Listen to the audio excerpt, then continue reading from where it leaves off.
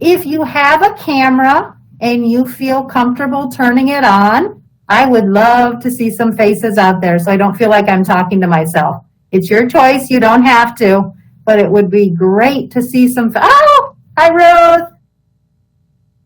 Good morning, Regina. Hi, Rocio. Good morning, everybody. Oh, that helps. That makes me feel so much better.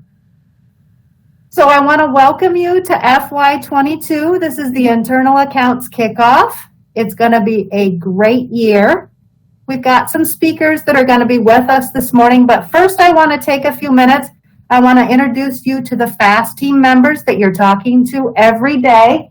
First up, I've got Debbie Puig. Debbie's going to come in and give a wave. She's going to tell us what school she covers. Good morning, Debbie. Oh, I don't have a mic. There we go. I took it out. Good morning, everyone. I'm Debbie Puig. I cover the schools in the Central West area. Glad you're here. Next up, we have Leslie Manella. Good morning, everyone. I'm Leslie Manella. I cover the North area. Thank you. Thanks, Leslie. Next up, we've got Kim Kahant. Good morning, everyone. I'm Kim Kahant, and I cover the East Central area. Thank you for joining us. And come on down. We've got Penny. Good morning, everybody. Just want to say I'm the South Tech. South's the best. And last but not least, we've got Suzanne. Suzanne, do you have your camera on? Suzanne's manning the, there's Suzanne. Hi, I do the West area and Please.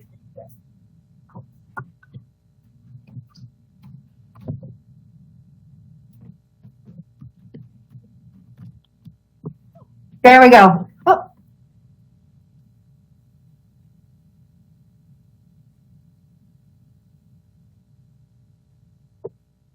Oh, there we go. All right. First up, we've got some speakers for you this morning. I'd like to remind you to mute your microphone. We are recording the meeting, so if you want to go back and watch, it'll be posted to the meeting probably sometime early next week. And if you have any questions for us or any of the speakers, please utilize the chat. So first up today, we've got Kristin Doyle. If you were at the meeting yesterday, you heard her talk about purchasing, and she's coming to us this morning to talk a little bit more about how purchasing relates to internal accounts. And she also wants to show us how to get to the purchasing all-in-one. So good morning, Kristin. Good morning, everybody, and I apologize, my camera is not working. I did get a new microphone, though, from yesterday, but the camera still flickers when you see me, so. I wish mine wasn't working. Can we trade? I'm going to start off by sharing my screen. Beautiful. Let me get out of here, Kristin, so they can see what you're seeing, what you're presenting. There we go. Okay. So this should be, oh, hang on. It says now it says I'm presenting. So can everybody see my screen? We can see you. Thank you. Okay. So this should be the tile that you guys go to or see when you first log in. And I wanted to share something with you guys because it's come to our attention that if you click on, or I wanted to share how to get to the purchasing all-in-one. So if you click on the hub, and if you click on departments, it actually routes you back out into the external website. Like if you were a parent or student logging into the actual internet instead of the intranet. So I wouldn't, all of your job aids and everything else, if you click on departments and go to purchasing, they won't show up there. So you need to go down, and there's actually a little tile down here that says purchasing. Kristin, I've noticed that the all-in-one is actually on both. Is it the same all-in-one? Yes, the all-in-one's on both, but like I was saying, your job aids and such is not going to be on the internet. It's going to be on the intranet. Okay, so we really want to use the spot that's just for us because we're employees, we're special. Yes, absolutely. Again, here are job aids on canceling a receipt, receiving amount. This is requisition job aids. So, and you'll lose all of that if you don't go to the purchasing tile. Wonderful, thank you. Okay. That was important to share. So if you go to the all-in-one, this shows you all of our commodities that we have that are on contract. And if you want, you can actually just type in your commodity up here if you don't want to see the full list, or you can go here. Excuse me. And then if you look at if you know what vendor you want, you can click on the vendors. Kristin, can you talk to us a little bit about the vendor part in just a little bit, because we'd like to learn how to use that. But if you'd start with searching for a commodity. Okay, so I'm going to I need to talk to you about tours this morning. So right now we are in the process of getting our tours signed by the board. So our contract is not active until September. If anybody has a tour between now and September of when that goes to board, please contact Janelle McMahon. She is the purchasing general manager, and she will give you a list of who's going to be the bid awarded suppliers to use. Okay. Could they call Carlos that we see listed there as the purchasing agent, and Carlos would get us to the right person? Okay, perfect. Absolutely. But we just wanted to make sure that everybody was aware of that. Okay. So maybe tours wasn't the best one, but let's say mail processing equipment. That would be Patrick. And you could go here, and this would show you our pricing if you click on this, and then this would actually show you the tab that went to board or went to the executives to sign. I'm going to go over to vendors. Now, Kristin, I noticed you clicked on the plus sign, right, to get that? Yes. Yes. So this is a list of all of our vendors that we have on bid.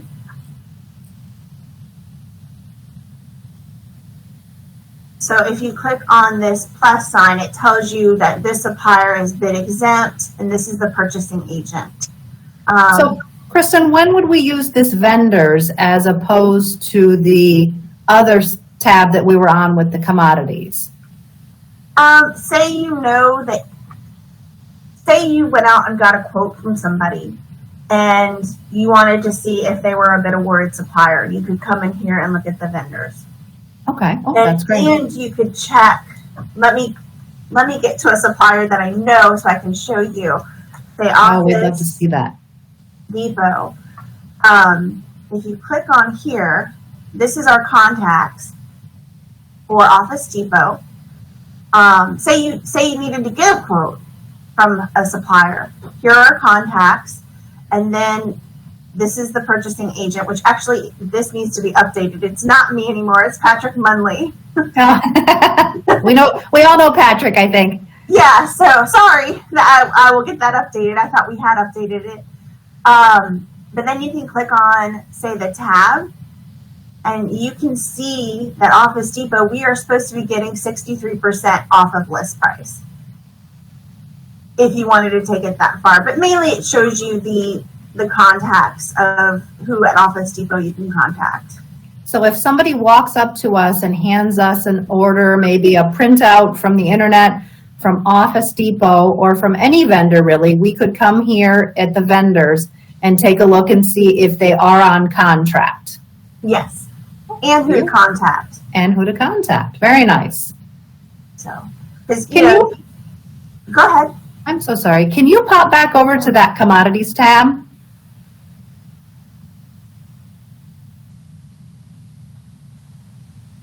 Okay. So say my principal said to me, I need to order pens. Okay. How could I find that out, who the bid awarded vendors were? What would I do? Well, I would start with looking at office supplies. Okay, so I'm not looking for pen here like I would in the marketplace. I need to think a little broader. So I need to think that we're looking for office supplies or classroom Or supplies. classroom supplies. I see we have a hand raised. Laura, can you either put your question in the chat, or if you'd like to unmute yourself and ask, absolutely, please do. If you have a microphone.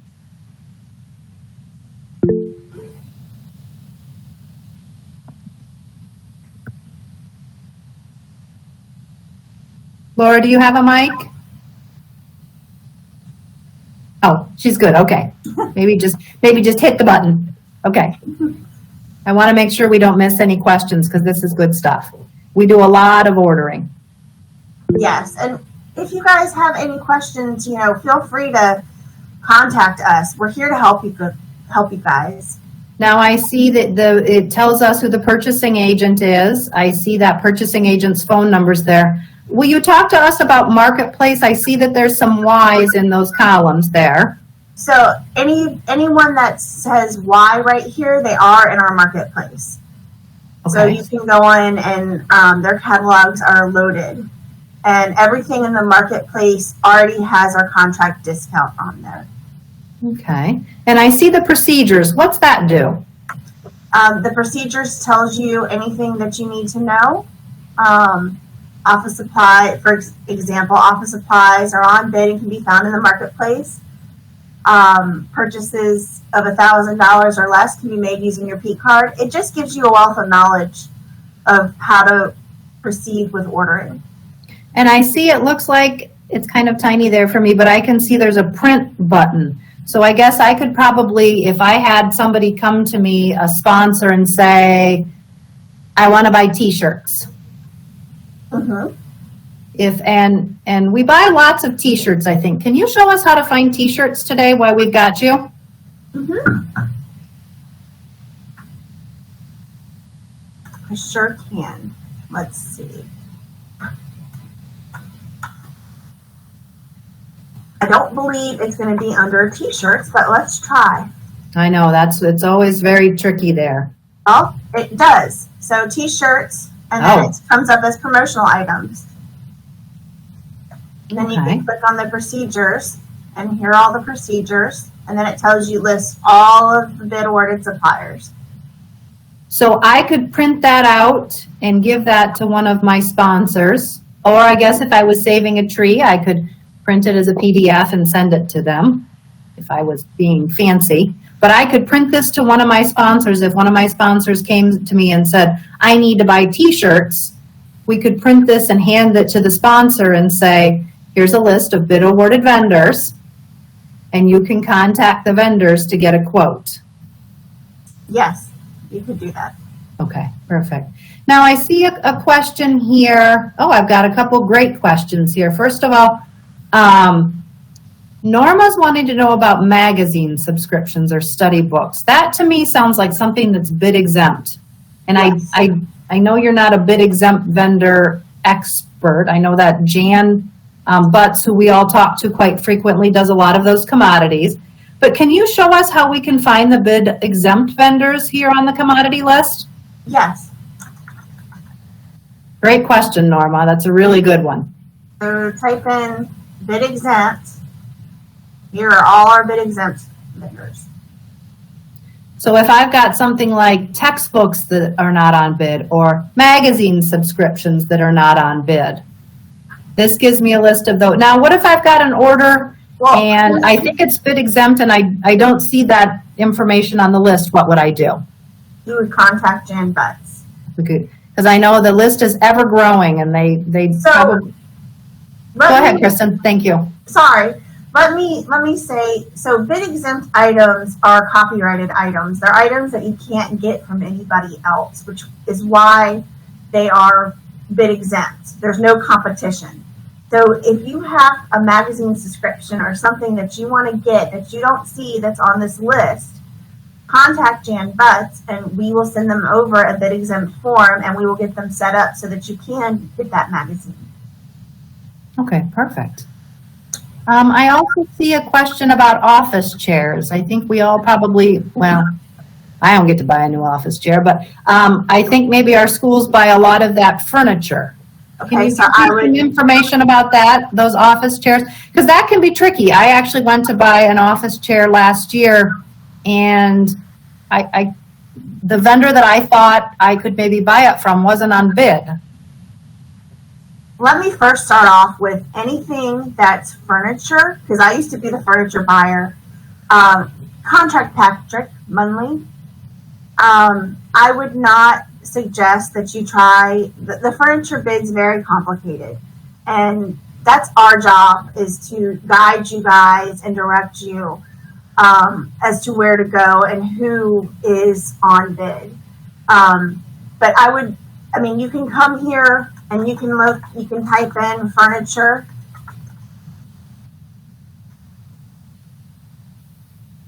And you can click here and see who are all these bid awarded suppliers. But every bid awarded supplier that's listed on here has certain lines and certain manufacturers that they rep.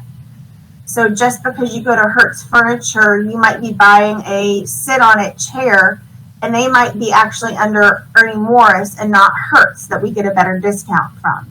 So again, if it's any kind of furniture, go to the purchasing agent. Yeah, I think I was looking at maybe Office Depot. If you scroll down as I Office don't Depot. believe Office Depot, they will not accept our terms and conditions, so they are not on our furniture contract. Yeah, that was a shocker to me. That's what I was looking at, chairs at Office Depot, and then I found out that they weren't on bid, so that I shouldn't be buying that chair from Office Depot. Yeah, So. and I'm believe me, I've worked with a lot of you guys with the furniture. It is complicated, and that's not your job.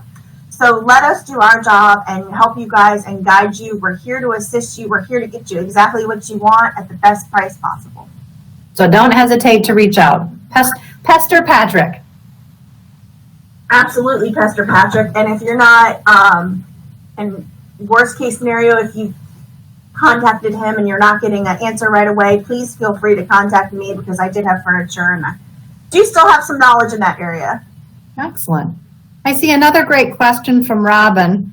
Robin's asking, is there a way for the DBA to be listed as the company name? So she said there's been times she's been looking for a vendor and they weren't listed because she was looking alphabetically. So how could we find those DBAs? If we're in the vendor tab, is the DBA listed? Robin, do you have an example that you could type in, or we can take a look here? Oh, I see DBAs.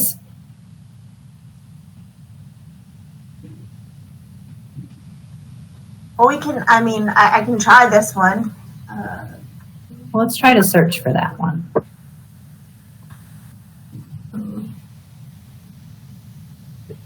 Yeah, I would come up here and type in, I'd use this search instead of if you know the name. So we should search, and the information, we can find it much easier that way. Mm-hmm. Okay, very good. I think that's all the questions that I see about that. We appreciate you showing us that. That's very helpful. So we get lots and lots of questions, Kristin, about, where can I buy, one of those sandwich board signs from. So what if I don't even know where to start? What if I don't know what's that called? What would I do? Can I call? Who would I call? You would contact purchasing. Okay. And if I don't even know where to start with the purchasing agent, would I call the main number? Yes, call the main number will get you in touch with Rosa. She is a tech, and she will direct you as to the right purchasing agent to contact. Wonderful. That's very helpful information. Thank you. Mm-hmm. Now, I know you also want to talk to us this morning. There are some limits on what we can just write a check for out of internal accounts. Can you show us where to find that information and go over it? I sure can.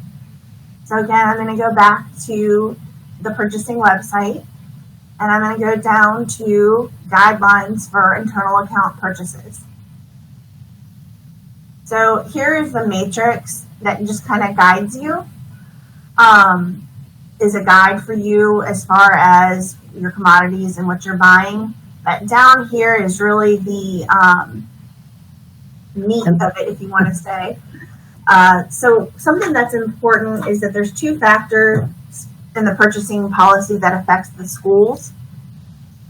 And the first one is the annual spend level delegated to principals using the internal funds, which is capped at $5,000 per fiscal year for services, and $15,000 per fiscal year for commodities and supplies from non-bid awarded suppliers, and $50,000 per vendor per fiscal year for commodities and supplies that are bid awarded suppliers. And then the second factor is competition is required in your supplier selection, and they mandate the schools using bid awarded suppliers whenever it is possible, and to get quotes for purchases that are over $5,000 per fiscal year when bid awarded vendors are not in place. And then down here are the types of purchases that you guys might possibly be making. And then we have the principal's delegation. Anything that goes over this principal's delegation, please, you have to get permission from Janelle McMahon. And again, she is the purchasing general manager. Would we send her an email, Kristin? Yes, you can send her an email. Okay. And Always then we would, good to have things in writing. yeah, I would definitely want that in. Yeah, I would want that in writing too. So I see we've got lots of different, so if we were taking a really big tour and we were using a tour company, and the quote was, we were using a bid awarded vendor and the quote was for $60,000, that's above your principal's level of delegated authority. So we would need to email Janelle McMahon first to see if we would have permission to move forward. Yes. Yes, okay. Can you just kind of scroll through so we can take a look at what's on there? And I believe we gave this as a handout this morning. That handout, if I can find that tab.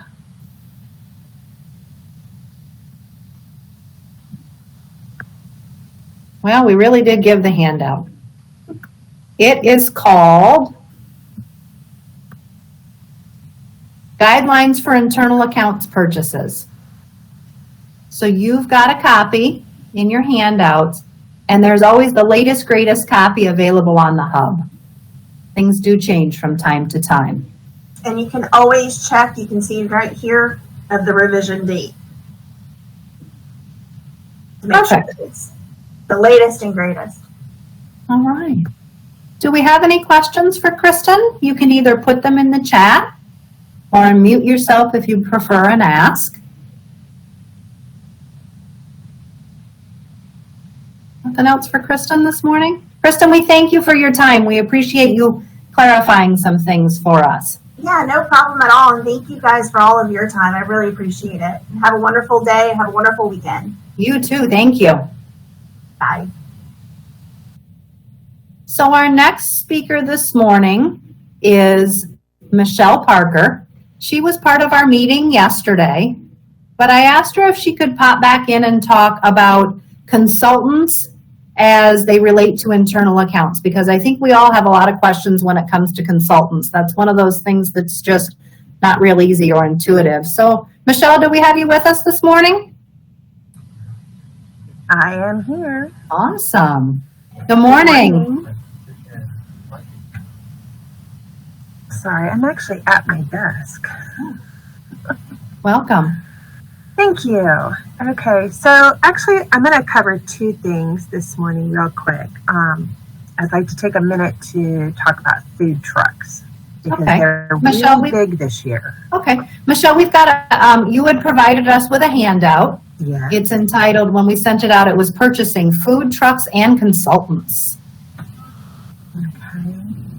So we're going to go back to the all-in-one because visuals are always best. We love it. Thank you. Right. Awesome.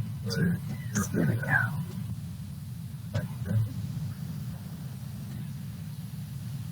Hey, can everybody see? Yeah. So Michelle, I noticed that you're back here on the hub. Yes. So here is my recommendation. The hub is for all of us internal employees. There is a font of wonderful information here. When you scroll all the way down to the bottom, like Kristin said, that's how you want to get to the purchasing page. It's really quick, one click, boom, you're there. Now here's what I'm going to recommend for you computer savvy people, and for not so savvy people. Up in the top right hand corner of your screen, there's a star. If you click on that star, add this page to your bookmarks bar. So what will happen is that you don't have to try and find it every time. You can click on your bookmarks bar and it'll take you straight to the purchasing page on the hub. And if anybody wants help with that, you can always call me after the meeting and I can walk you through how to do it. Okay, so we're here on the purchasing page on the hub. We're going to go back to the all-in-one here. And I'm going to tell you guys, just cheat. Go straight over to the search bar, type in food, and it's going to bring up every commodity for food. And what you want is food-mobile trucks right here. When you click on that, you can see I'm the purchasing agent, my phone number. You can also see when you click on the plus sign, this is going to show you if there's bid awarded vendors. And you notice there are no vendors listed here because food trucks are not a bid awarded vendor. Okay, we don't have a contract for that. So you can use any food truck you want as long as they meet risk management's requirements. Now you can find risk management's requirements by coming over to the procedures icon, this little notebook icon. These are very important. All of my commodities, I give very specific instructions in all of our procedures tabs so that you know exactly what to do. So you can see here that we say food trucks are not on bid. You want to guarantee your pricing. You want to get a quote. And again, you can use any food truck as long as they meet our requirements. If you're going to go over 5,000, very rare. I will tell you guys it normally doesn't happen. But just in case, you have to have 3 quotes. You do not use a consultant agreement for food trucks because you're getting a physical product and you cannot get product on a consultant agreement.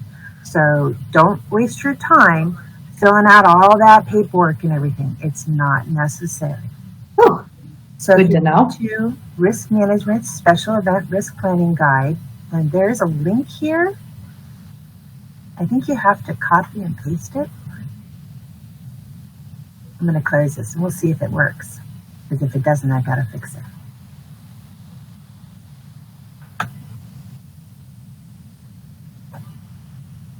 I'll be darned, it worked. I haven't tried that yet. Okay, so this takes you right into the Special Events Risk Guide. And in the instructions, it told you could go to, okay, everybody close your eyes real quick. I'm going to do this fast. Where is Ooh. I know, it'll give you a headache if you're paying too much attention. Okay, so here are the appendices, and you want the one for food. See right here, Appendix H, Extracurricular Food/Vendor Requirements. So again, we're going to go quickly to H. Here we go. Let me see if I can make this just a little bit bigger. And of course, I lost my page now. Sorry about that. Let me get back to that page.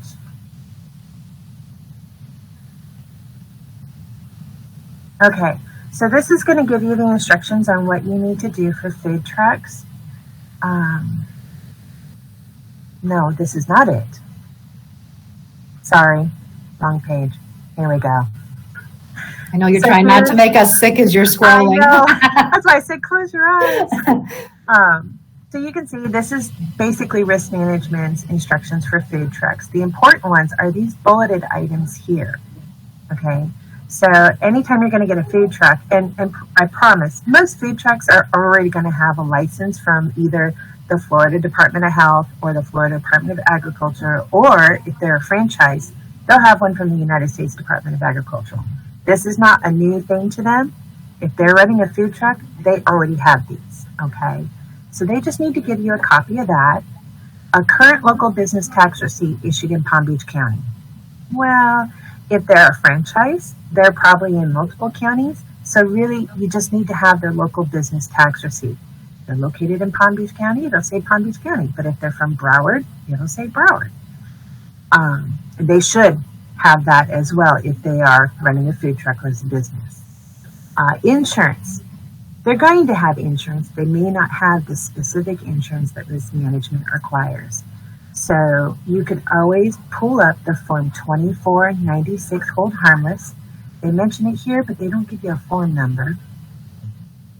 On that, lists out the insurance requirements. And if you ever have any questions on those requirements, you can always reach out to risk management and ask them to confirm that those are the correct requirements for your food truck or whatever other item you might be pulling insurance for. Once you have all this stuff, the only other thing that's required is a badge. They must have a Florida Public Schools badge, them and anyone operating the truck on your school grounds. Doesn't go anywhere. You get this paperwork, it goes in your files, that's it, poof, you're done. It's that easy. You can pay from your internal accounts, you can pay with your P-card, and sometimes you don't have to pay anything at all because your people participating in the food truck are going to pay for their own food. So it's very, very simple and it saves you so much time. And like I said, most food trucks are already going to have these documents. All right. Thank you for that information. What other good stuff do you have for us today? It looks like we got a couple questions. How about a catering company? Would that be the same risk?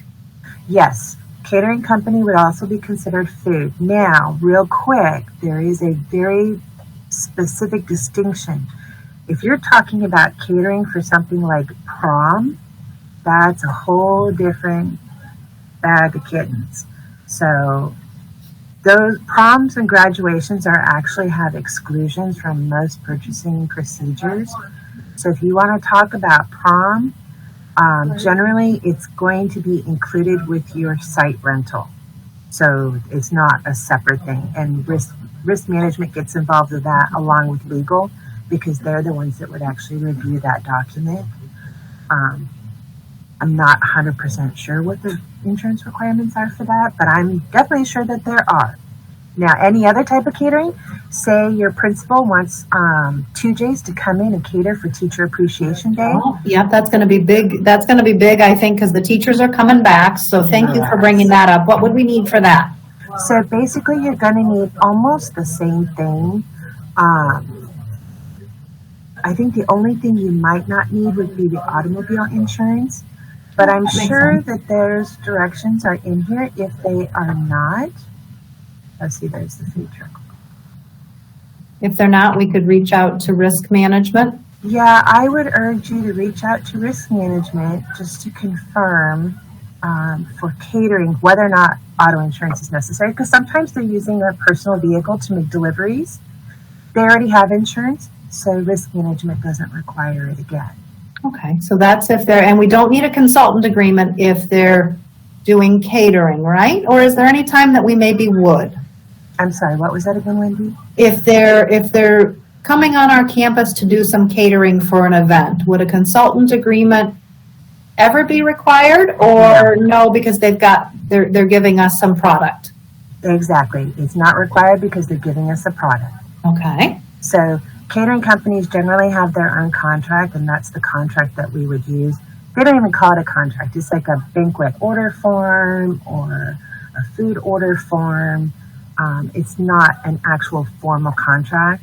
If you're going to go over $5,000 with a catering, that's at that point you'd want to send it to legal. Personally, I would recommend sending it to legal at any time because you never know. Those companies, they stick some sneaky language there in the bottom in their fine print. So, it's whatever your principal is most comfortable with, but anything over $5,000 really should go to legal for review before you guys allow your principals to sign it.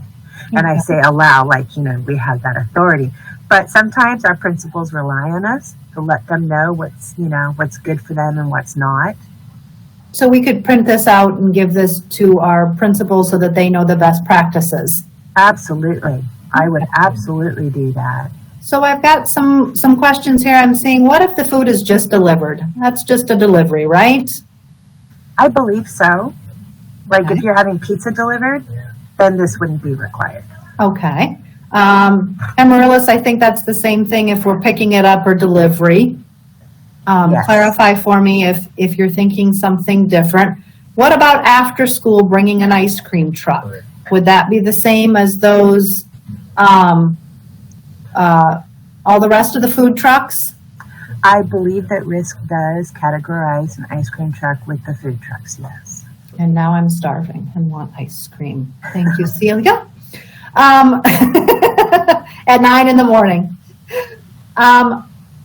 Erica, the same thing. What if there's no contract? Just an order that's being delivered or picked up. So this is not what you're talking about, Michelle, right? No. This is if they're coming onto our campus, if the Yes. vendor's coming onto our campus. So they're bringing big trays of food or big, the delivery styles with the fancy plates. They're coming in, they're going to set it up, they're going to serve it. That's catering. That's what you're going to want to have these kinds of things for. Or if They're a food just truck pulls dropping up, pizza off, or they're dropping chicken or ice cream. No, it's not a big deal. But an ice cream truck, where they're going to drive onto the grounds and the students are going to go up and pick out their own ice cream, then yes, you would have to have the requirements for a food truck. okay. Any school that's having that will need, I'll be looking for an invitation. Thank you. Do we need them to fill out paperwork every time the same vendor is on campus? So every time they come on campus, do we need this paperwork? Okay, for food trucks, I'm going to say yes and no. Let me clarify why I say it that way. Okay, their license, if you already have their food license, their local business tax receipt, and it's still good, then yeah, you can go ahead and just reuse the same paperwork you already have.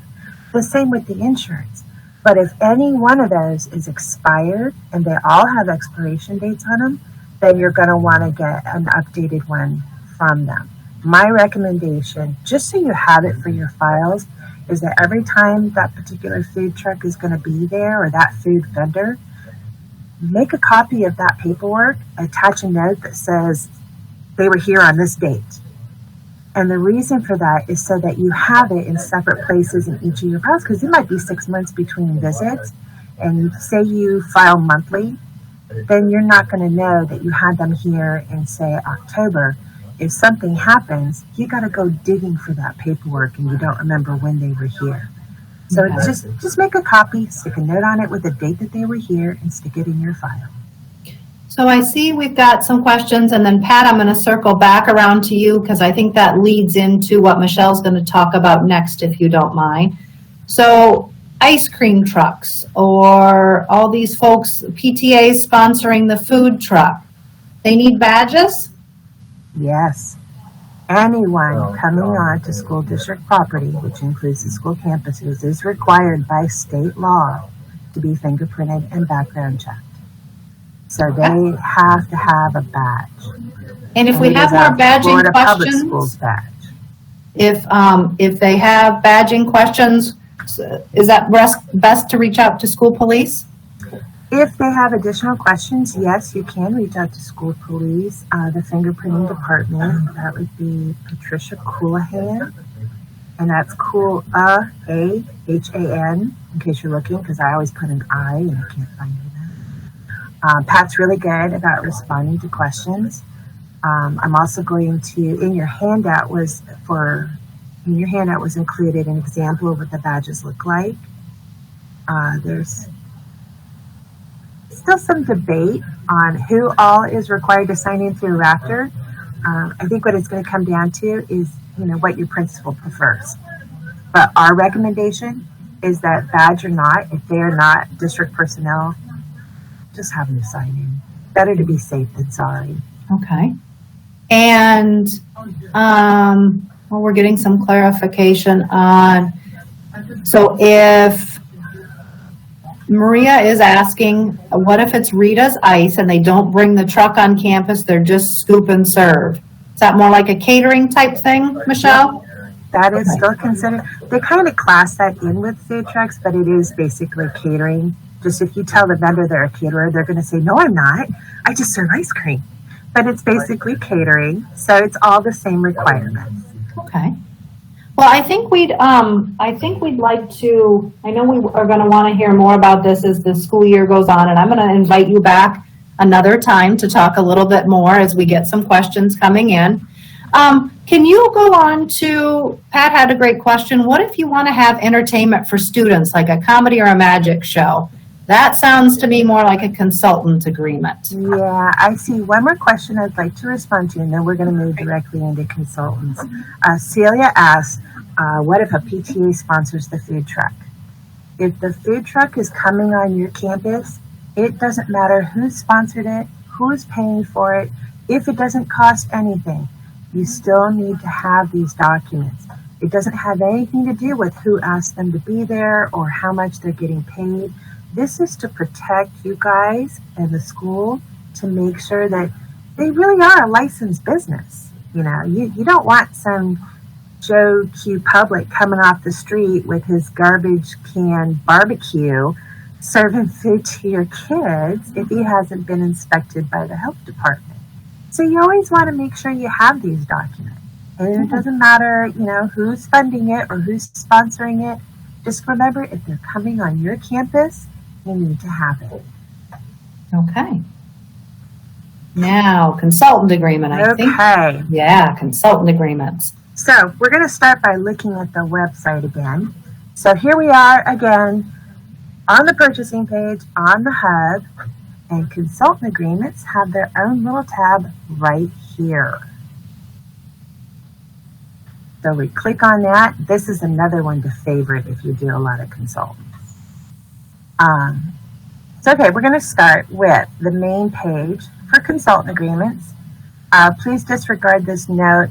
Just to let you guys know, I mentioned yesterday there was an issue with the consultants e-learning. According to IT, it has now been resolved. So there shouldn't be any issue playing the videos and actually being able to see the training modules. Oh, great. So as you can see, training available in e-learning on PeopleSoft. You want to search for consultant and professional services training. I know it's long and tedious, but we had to make sure every word was in there somebody might search for. So moving on, the consultant agreement page. This is where we keep the most current guidelines, our samples for agreements and amendments. The consultant tracking sheet is fully optional. You guys are not required to use it. I recommend you use some kind of tracking sheet, especially if you have a lot of consultants from internal accounts, because you don't have a requisition or a purchase order to monitor them by. So this can be helpful. It could be, one page where you just track all your consultants so you know what's going on out there. There's a link to the purchasing manual for consultant agreements, chapter 13. We now have a risk directly to the risk management homepage. Oh, there's that special events guide. I know, huh? And they call it so many different things. So we just call it special events guide and hope it gets you to the right place. So not everyone got to hear you speak yesterday, but the folks that are on today are working in internal accounts. So can you talk to us about consultant agreements and the specifics for internal accounts? We can certainly talk about that. So you want to always go up to your consultant agreement guidelines, keeping in mind not all of this document will apply to you, but a good portion of it will. So, and Michelle, before we even start, who should be filling out these consultant agreements? Is it the consultants? Very good question, Wendy. Your requester or sponsor should be filling out the Form 1420. Not you, not the vendor, especially not the vendor. Never give a fillable form to your consultants. You don't want them to do that because they don't understand half the information being asked for, and they're just going to leave it blank. And then they tell you it's done. You don't look at it because you've got so many things to do. You're pushing it through fast, and then it comes back. And I have to say, I'm sorry, this form's not filled out completely because the consultant doesn't know how to fill it out. So it should always be the requester filling it out. They know what they're getting. They know what they want and they know how much they want to pay for it. Now, there are some things you guys might have to fill in, like, if you have to code it or something. So we could Obviously, give that you're gonna funding fill in that strip, part. yeah, we could give that funding strip right to our sponsor, so they could put it on the bottom of the form. But it's our sponsor that should be filling these out, right? Because our sponsor knows what they want the consultant to do. Absolutely. Okay, so we could give this information to our sponsor or direct them into the right place. Now, if your sponsor is a district employee, I totally urge you to show them the consultant agreement webpage. Everything they want to know is right there. And if they have any questions, my name and number is right there at the bottom of the page. They can call me directly. And that should alleviate you guys having to be a go-between, unless you want to be.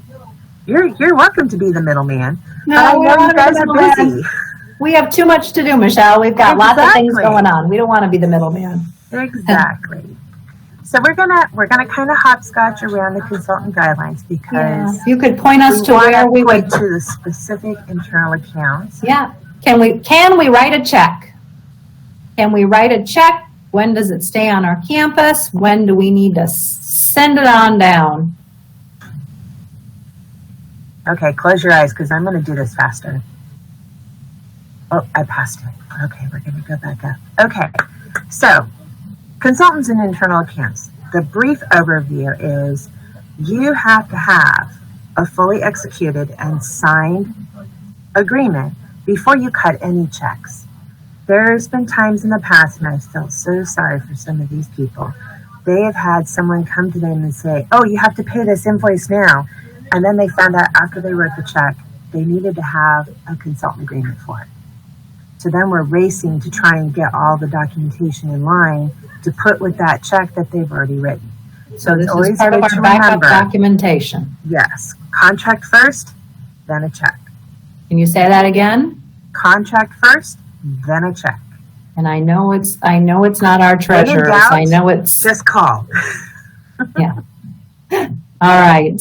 Okay, so internal accounts, most of the time I don't see these if they're under an accumulated spend of $5,000. So what accumulated spend means that from July 1st to June 30th, every contract you issue to one specific consultant gets added up. Once you've issued a contract that's going to breach that $5,000 accumulated, so you add all the prior contracts up, that's what the tracking sheet is for, to help you monitor that. So once you reach that $5,001, I'm not going to quibble over a few cents. So $5,001, then your contract is going to require additional approvals, which means then it has to come to me. And there's a very specific routing for that. So what happens is that you have that contract that's breached that 5,001 now, has to be signed by the consultant, the principal, your regional office. And once your regional office is signed, you can do one of two things. You can ask them to email it to you after and include me on the email. Or you can just say, I've sent it to the regional office and please send it on to Michelle. She's going to take care of everything for us. So they'll send it to me. Once it gets to me, I will take care of getting all the other approvals for you. And that includes for those few rare schools that exceed the $25,000 mark. That includes I will take it to board for you. You guys don't have to do that. Your principals don't have to do that. I take care of that for you. So it's always very important to remember that your accumulated spend is $5,000. Once you go over that, it's got to start coming to the district office because it does require additional approvals. Okay. Okay. Can you give us some specific, I may be jumping ahead, but can you, and then I'm gonna come back to you, Nicole. Can you give us some specific details about who is not permitted to consult? We're really referring to district employees, and I know you and I talked about this other day, band and sports. Well, okay. Sports is new. That's only come up in the last couple of months. Again, because it's internal accounts, I don't always see it. But most of your sports assistant coaches, athletic trainers are actually on bid, I believe, with band buds. And I can double check that to make sure for you. But your assistant coaches and things like that, those are usually done as stipend employees. On the few occasions that your school doesn't have enough money in their stipend fund, I've been understanding they have been doing it as a consultant. But if that person is a district employee already from another school, there are now going to be restrictions. Can you talk about those restrictions? I can bring them up.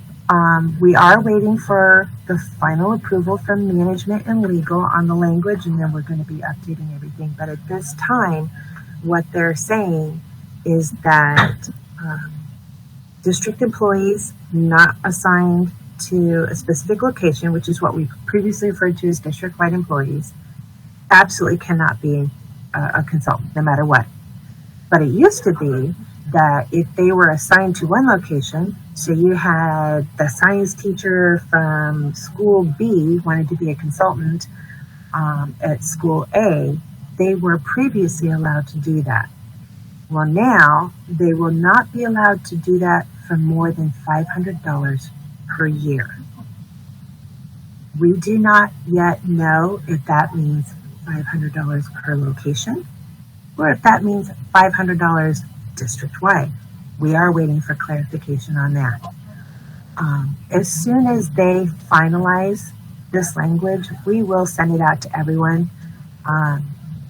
Previously, I was only aware of 19 consultants that were actually district employees, but I'm now hearing that entire band programs consultants are district employees. So that would heavily affect, our band programs in the school. So we are trying to get that resolved as soon as possible. And as soon as I have a definitive answer in writing, I will push that out to you.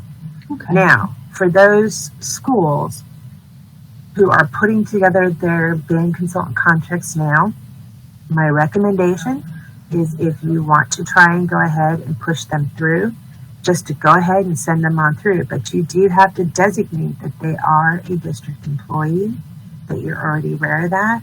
And what will happen is that we will just send them to legal and we'll let legal make the determination. That's the best I can do right now because, we're still trying to finalize it. But, So I any can still questions? take care of it. So any questions about that should come directly to you. You could answer. And can a teacher if I'm a teacher at a school, can I be a consultant at our school? So for example, as a lighting or sound person for the drama department, can I consult at my own school? You cannot consult at your own school. That is actually prohibited by law. Okay. So if you want to perform those services at your own school, absolutely, you are welcome to do it. It'll be part of your regular job. There's no you can't get additional monies for that because it's the school that you are contracted with for services already. And employees selling T-shirts, promotional, are they allowed to be a vendor? Okay, well let's clarify. T-shirts, promotional items are absolutely not consultants. They are a vendor, but they may not be a bid awarded vendor. That you would have to check with the buyer for promotional items. Oh, we actually just learned a little bit more about that earlier. Kristin showed us how to find that. So if they were on bid, if they were a bid awarded vendor, we could buy those T-shirts. Absolutely. Okay, thank you. And then we had a question about, I know a lot of us use Jurassic parts. I know you're familiar with Jurassic parts. Yes. Is there any way to get them on bid? No. Tell us why. Okay, so Jurassic Parts, which is actually Christian Kosh, is a bid exempt service. The type of educational service they provide is considered bid exempt. So they would never do a bid for those types of services because they're all so specific and individualized. That's why principals have that delegated authority to contract for those types of consultant services because they're bid exempt. Did that make sense? Sometimes it does, sometimes it doesn't. So if it doesn't, I can try to explain a different way. Do we have any questions about that? See if I'm missing any. I'm trying to read as fast as I can here. Okay, I see one here. It says, is it possible for someone to become a vendor? If so, what are the procedures? Okay, so to clarify, because I know a lot of people have misconceptions about vendors. As you're aware now, after reviewing the all-in-one, we do have bid awarded vendors. Those are vendors who have been awarded under formal competitions for products and specific type of services that are not bid exempt. Those are the only vendors we have. We don't have approved vendors. We don't register vendors. We only have those bid awarded vendors for those products that they've competed for. That's why we have additional things such as consultant agreements and food trucks, is so that this allows us to go out and get those services that are bid exempt. And we just don't want to inhibit you guys from using any vendor that can meet those needs by having approved vendors. Because if we had approved vendors, you wouldn't be able to use anyone but those vendors, which would not be good for the schools. You guys need to be able to use whoever can provide those services or that product that is not already on a bid awarded contract. Okay. Do we have any more questions for Michelle this morning? You can either unmute yourself and ask or put it in the chat. Trying to make sure I didn't miss any important questions. I know this is something that lots of people have questions about. That's why I know you wanted to talk a little more about it, because it can be complicated. Oh, that was you, Wendy. Yes, if you get a vendor and they are insistent that they are an approved vendor or they are demanding that we do business with them, you guys don't have to deal with that. Refer them directly to purchasing. If it's a consultant, definitely send them my way. If it's a food truck, definitely send them my way. If you don't know who to call, shoot me a quick email and I will find out who we need to refer them to. Or you can refer them to the main purchasing number and Rosa can send them to the appropriate buyer. But you guys shouldn't have to deal with those kinds of vendors. Just tell them that if they want to talk about doing business with the schools in the district, you got to talk to purchasing and refer them to us. Don't take so much valuable time out of your schedule. Just send them our way. Wonderful. And just as a wrap up, Sharon, the food truck procedures, you're going to find those on the all-in-one. Just type in food. School district code of ethics regarding vendor that's a district employee. Jeannie, I would reach right out to Michelle and she can point you to some resources regarding that. And how long does it take to have a consultant agreement approved if they've already been a consultant? Michelle, how long does this whole process take if those agreements have to come up to you? Okay, so specific to internal accounts, this does not apply to budget funded consultants. This is specific to internal accounts. We're the internal accounts folks here. Once I receive your regional signed agreement, I would say the maximum time it takes would be 3 weeks. The minimum would be 2 weeks. So you always want to allow for a 2 to 3 week time period. Once I get it, we have had, obviously, as you all know, we've had a change in administration at the superintendent level. We have a new interim superintendent, Mike Burke, and we have a new deputy superintendent who started a little over a month ago, Ed Tierney. And so because they're new to having to deal with a lot of things that they didn't in their prior positions, we are trying to give them the full 2 to 3 weeks time frame in order for them to have time to review what it is we're asking them to sign. Because let's face it, you guys, most of us are not going to just blindly sign something when it's got funds involved. So you always want to make sure you give all your approvers enough time. That's why there's such a huge timeline for those things. I know it's inconvenient because sometimes you need things in a hurry, And if it's not always a hurry and not always an emergency, you know, I try to do the best I can to help you guys out. But just remember, if it's an emergency every time you call me, then I'll start to think it's not really an emergency. So keep your emergencies to a minimum 2 to 3 times a year if possible, and we'll do our best. But we really do. We don't hang on to these things. The minute we get them, they are pushed through the processing system, so we never sit on them.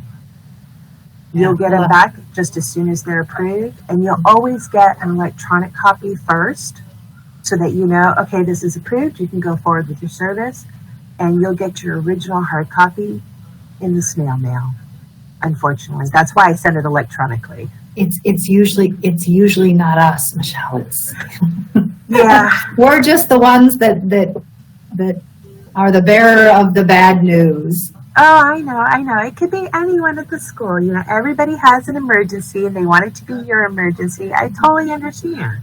Yeah. So just reach out to us when you know you're going to have an emergency. Reach out to me. We'll do what we can, and we'll get it done as quickly as we can. Thank you. And one last question before we get you, before we let you go here. If we're paying from internal accounts, do we have to put in a special rec, or do we just need to get that contract to you? No, you just send the contract. Well, okay, let me back up. I'm sorry. I apologize. There are some schools who want even their internal accounts to go through PeopleSoft. Now, not everybody does that, so let me explain to you why they're doing that. They want transparency. They want to be able to show everyone out there who might be looking, and there's not always a lot of people looking, but they want to be able to show everybody looking, this is how much we spent for whatever service they got. The way that works is that they have to work out a deal with accounting, who will front the money, and then they send you guys a bill afterwards. Yeah, we would get an internal accounts bill, but we don't have to do that, right? No, it is not required. It's your principal's discretion, really. But like I said, there's only maybe 1 or 2 of you guys out there that the principals do that. Yeah. The rest of you, no requisition. You get it signed, you email it, and please email it. Don't snail mail it, because that takes a lot of time. Email it to me, and just let me know it's an internal accounts over 5,000 in the subject line, and I will jump on that thing and get it done for you. Okay. Thank you. We appreciate your time today. No problem. We're going to invite you back a little bit later this year, so I'm just warning you. If you guys want to do meets on specific items only, I'm more than happy to do that. Thank you. You guys have a great weekend, and we'll talk to you probably later today. You may already have calls lined up. Well, I've actually been watching my email. It looks like I've got some instant messages too. You gotta love technology, right? Yeah, I only have it on Friday. So technically this is my Friday. So I have instant messaging on in case an emergency pops up. So Yeah. It's Friday for all of us this week. Oh, well, that's good. That's good. Everybody gets a 3-day weekend then, huh? Yes, we do. Oh, good Thank for you, Michelle. guys. We'll talk We to you appreciate later. it. Okay. Bye. All right. So next up this morning, we have, can't remember who I said could go next here. It's either Michelle Amorum or I'm pretty sure it's Donna Bradshaw. Donna, do we have you this morning? Donna?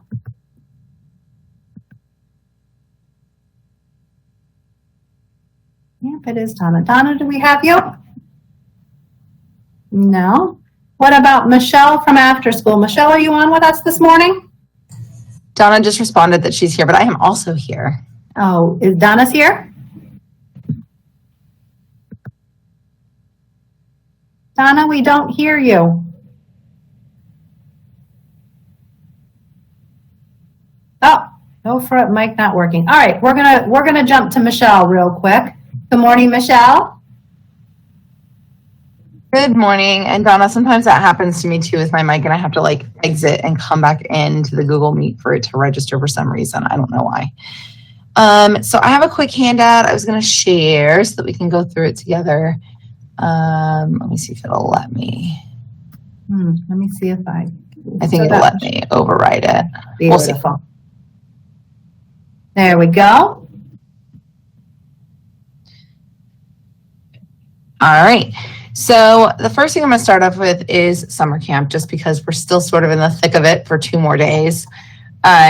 So I was going to start off by jumping on sort of where Michelle left off, which is consultants and receiving. So I have been receiving on all of the summer camp agreements, and I'm going to ask that we continue to do that, and that I know you guys are back, and I know sometimes accounts payable sends you guys the reminders instead of me. You can go ahead and forward anything you get to me and just not worry about it. I'm working directly with Stacy, Rebecca, and Alina and Michelle Parker in getting these done. As a matter of fact, yesterday, Michelle Parker and I went through any of the July POs. We decided what had already been fully received, what was partially received, and what I had not received on it all yet. I've already contacted all the summer camp directors for any invoices I'm missing. If accounts payable has an invoice that I haven't received on, I followed up with the director just to confirm they're on campus. So the delay, just so that you guys know, is that I don't receive on it until the director confirms they were actually there, since I'm not physically on your campus, and I wouldn't know that. And I do that because actually this year we've already had 4 POs that we closed out without receiving because the vendor did not show up. So I do wait until I get confirmation for that reason, because I'm not on your campus. So if you get one of those pesky reminders, they're supposed to go to me. Accounts payable has been sending me like the OCC exceptions and stuff for the most part, but if you're getting them, go ahead and forward those to me and I'll take care of that.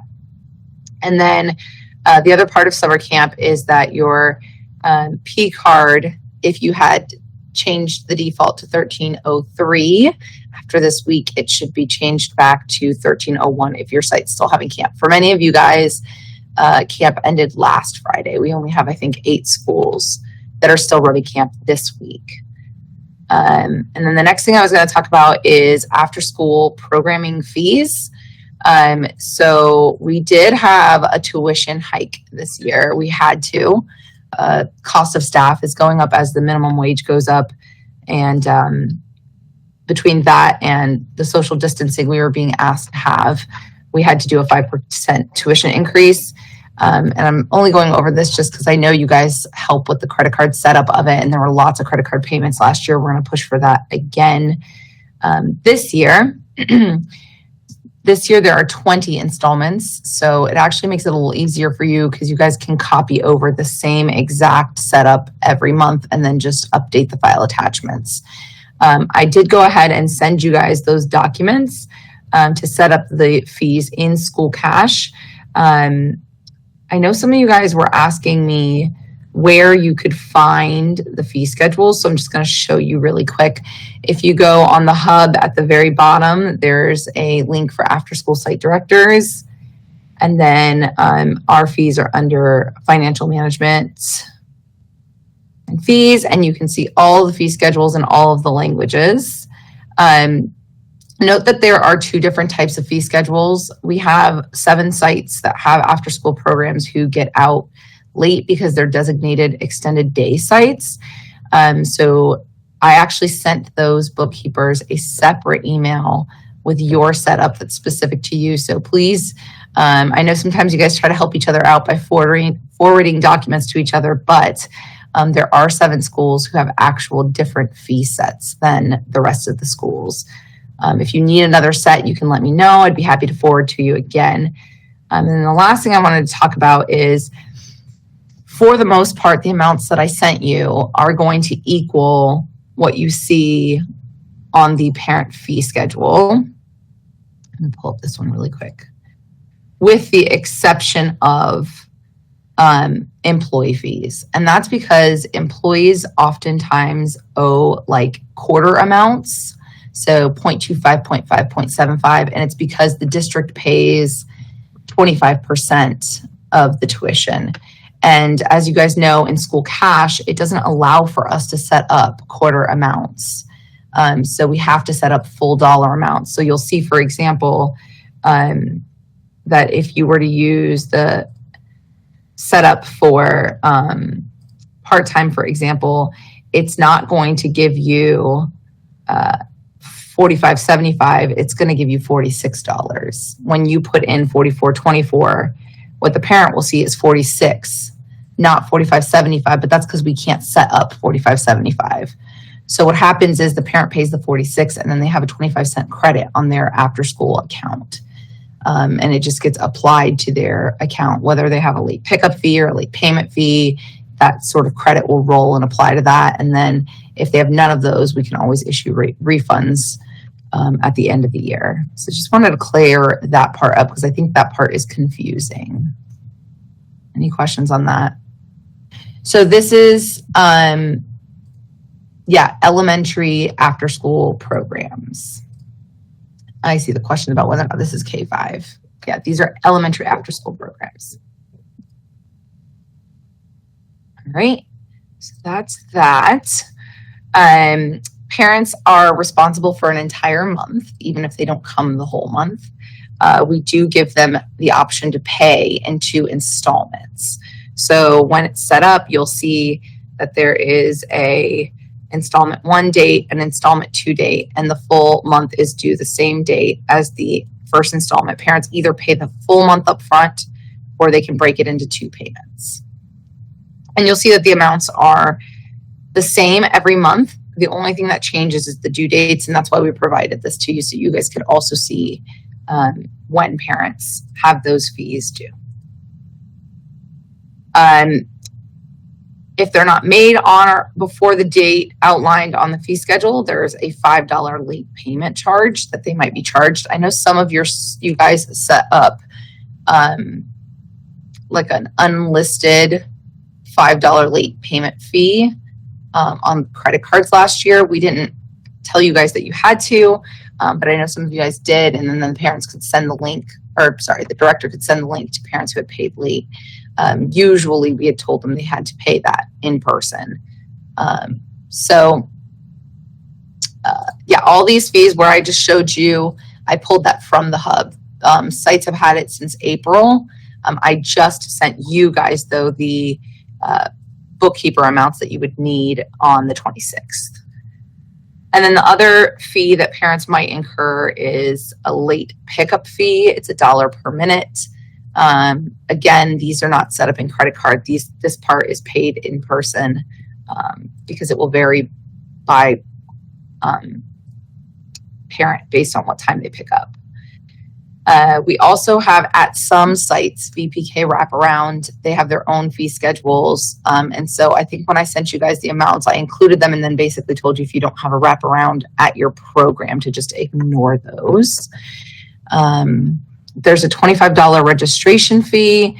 There is one for pre-K, $695.75, and there's one for after school, which is $695.25.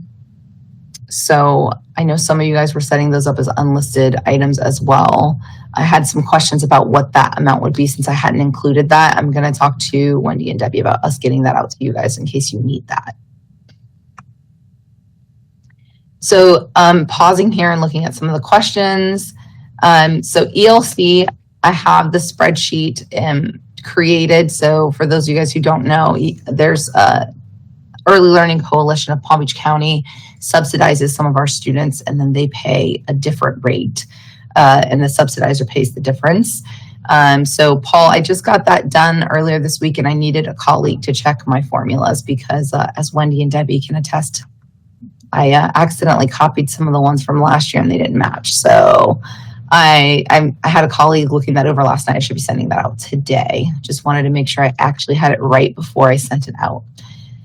And then to the question about adding fees as they're stated on the forms sent, I'm really going to tell you that that is your site's discretion. So I know some of you guys want to take it down or end it on the due date, but some principals really don't want parents paying in person. They're trying to minimize the cash flow and the check flow. And so if your principal's asking you to keep it open beyond the date that it's due, I don't have an issue with that as long as, the sites are charging them the late payment fee, which again, that's not your responsibility. That would be the director's responsibility to track that. That awesome feature of School Cash Express that we got last year should help us in you not having to constantly pull these reports for the directors. So when you create these items, please don't forget to share them with the directors so that then you're not the one who's having to constantly pull the reports. And you have to actually do it for every item you create. So like if you create the August one and share it and duplicate it for September, it does not automatically share it with the director. Again, you need to go in there and share it with them just to make your lives a little bit easier. Any other questions? We also have a job aid that we can send out to for folks, for the directors that are looking to see, or really any sponsor that's looking to see how to sign up and get a copy of those fees. So we'll make sure we get that out too. We have plans to discuss that a little bit more in an upcoming meeting. Okay. And then I created one also with like videos, which I'd be happy to share with you. Listen, sometimes if you do the work up front, you save yourself phone calls later. So yeah, we did a walkthrough with them with videos of like exactly where to click so that they can have a visual if they haven't done it before. It should, Nicole, when you go to share it, it should let you check the name of the person. If not, they might not be added to your school. So like Wendy said, we'll talk a little bit more about that and just make sure. Eileen, again, that's new to a lot of us. I know that was new to me. It's a fabulous feature, but it's new. Brand new. Yeah. New to last year. Again, I'm going to leave the discretion of extending that deadline to your site. So if your principal says, hey, the director is the designee of this, designated admin of this site and follow that direction, then the director's is enough to be the person. But if you know that your principal really is the one who wants to have that final say, then I would go with that.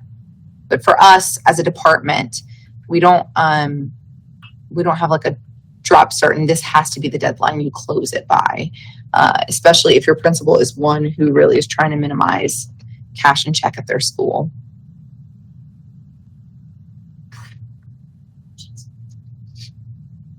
All right. I see some questions about academies and other things, and I'm going to leave that to the FAST team to answer. Yeah, that's not your department, right, Michelle? Those academies, those during the day programs? No, that falls, I believe, under choice, school choice. Okay. And Nicole will make sure we get the information out to everybody regarding School Cash Express. Yeah, so directors don't have the ability to set up the fees online. We did a sampling of that. It's difficult, if not almost impossible, to actually give them the ability to do so without giving them access to other things that would violate segregation of duties. So if we gave them access to do it now, what would happen is they'd have to create it and send it to you, and then you'd have to approve it. But if they do it wrong, you have to reject it. They have to do it again. You have to approve it. So it would actually be significantly more work for you. I think we can all see how that would go. Yeah, it would not go well. So we decided when we looked at that avenue and the availability of it in School Cash that it would actually have created significantly more work for you, not less. And so the beautiful thing is once you've set it up once, it's really just duplicating it because the fees remain the same throughout the year. Every single month is exactly the same. Sherry says, please, please, please let me do it myself. Yes. Wish granted. Yes. I see Leslie's hand up. Leslie, do you want to? I think Leslie hit the button by accident. She was so excited by School Cash Express. Who wouldn't be? Yeah. We're also melting here. Fast Teen Central does not have air this morning. I notice I'm looking at myself. I think I'm getting redder and redder, and I keep trying to drink water. We have no AC. We are dying here. Today of all mornings. We have AC. We don't have. You do? Yeah, we have. Well, I'm not at the district. The beautiful. we got shoved into portables, and at first everybody was like upset about it. I'll tell you, it was the best thing that ever happened to us. Oh, we're melting here. We don't have potable water, but that's all right. I'll take AC over water. I can bring my own water. I brought my own water, but we don't have AC. I can't bring my own AC. Looks like I see a school didn't have AC yesterday. Yeah, we are, and we have no windows we can open. We're on the 3rd floor. They don't want us to escape. So, and I don't know if you can see behind me, my door is closed. There is no airflow here. Yeah, it's rough. All right. Rough. So then the last things I want to talk to you guys about is just like internal accounts, some of the transfers, transmittals, etc. So I know a lot of you guys have already done this, but if you haven't, some sites use advance payment accounts. And if you did use an advance payment account, whether it was just the advance after school registration or whether you used both, now's the time when you are able to open those bank accounts back up to transfer the advanced account into the main account. So from 69501 to 69500, from 69530 to 69525. And then, so I'm going to actually skip to the reminders on it first, and then we'll talk about transmittals after. Some reminder notes in your fee accounts.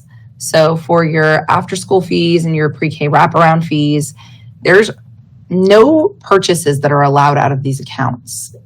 The only checks that can get cut out of these accounts are, after refunds on accident. So the only, I didn't catch that. Yeah. Their copy doesn't have that, Michelle, don't worry. I don't know how I did that. But yeah, so basically the only thing that you can do is cut a check for a transmittal or a parent refund out of these accounts. So in previous years, it used to also say that you could pay the credit card fees out of this account, but since those are now taken off the top when parents pay, that's no longer the case, obviously. So the only 2 checks, again, that can be cut out of the fee accounts are transmittals to the district budget or parent refunds. That's true of the camp fee account as well. And then when it comes to registration and pre-K registration, is a pretty open account in terms of what can be purchased out of here. After school operating costs is basically what it says. So we ask that they not pay consultant agreements out of this. We ask that they use their consultant line in the budget and properly fill out the people's self-requisition. But there's a lot that can be done, including food for staff. And they can spend up to $12 per person for their monthly meetings. They do need to keep agendas and sign-in sheets to go with that. So they should be giving you those documents for you guys to keep for audit purposes. And then transmittals, we talked about that being one of the main checks that gets cut out of these fee accounts. So for 69500, it's by the 5th day of each month. Same thing with pre-K wrap. These are both on the actual transmittal form, well, all 3. You can see last year, the year before, we added this one to the transmittal form. So there's a different line for each of them. I put the disbursement in here for you guys just in case you're curious how the fees sort of get dispersed once you send it up. If you have any remaining money in your camp registration fees, we're going to need to send that up. We usually say by October 5th. I'll send you guys a reminder in September. And the reason I hold off on that is because we got to make sure that you guys paid the Beacon Group for all of the kids who were there because they had to pay for insurance. And then the second one, which is usually done at the end of camp when you do this transmittal, is utilities. They have to pay for the use of school on Fridays. So it's $10 per kid that has to be sent up under utilities and leases on the transmittal fee from this account. The director should be providing you with a program report that tells you exactly how many kids attended camp. You just take that number and multiply it by 10. So I always say do that part before you decide what part you're going to transmit up to the district. To make sure, because what happens oftentimes is you guys in good faith and trying to help out, go ahead and initiate this transmittal, and then you need to pay the district usage, and there's nothing in your internal account to do it. And then it just creates a little bit of a mess with miscellaneous pay requests and all that stuff. So just hold on for a little bit until we know that both of those things are paid, and then you can send the residual balance under other revenue so that they don't take the 20% off the top of this. You guys don't get hit with the impact fee. Yeah. So I will follow up with the directors as well about this. I don't have information about the budget roll yet.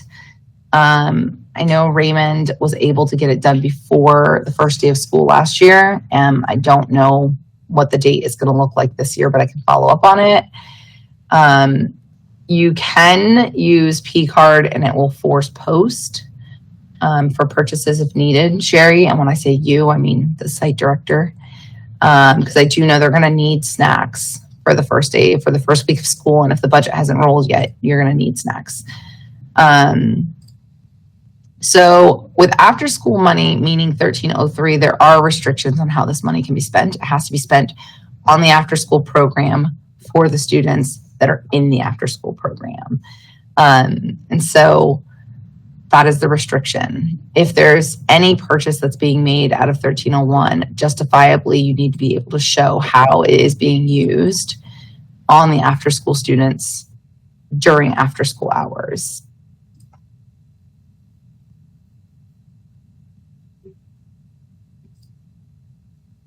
And then any questions on that before we move on just to the last part? So the contact for that is actually, when it comes to budget, Edward Cassidy is our direct contact. Raymond's fancy. So he got a well-deserved promotion. So I try go through Eddie. And then when Eddie and I have a question, then we'll follow up with Raymond usually. So when it comes to the registration fee for internal accounts, also, again, it's listed as an operating cost for after school. So it would need to be used on an operating cost for after school. If you're not sure if something falls within that, feel free to shoot me an email that says, can you give me a call? I would avoid directly putting it in an email at first. And then if anything, we can follow up with email. But yeah, if you're not sure, call me. Or honestly, email is best follow-up if you don't get me on the phone.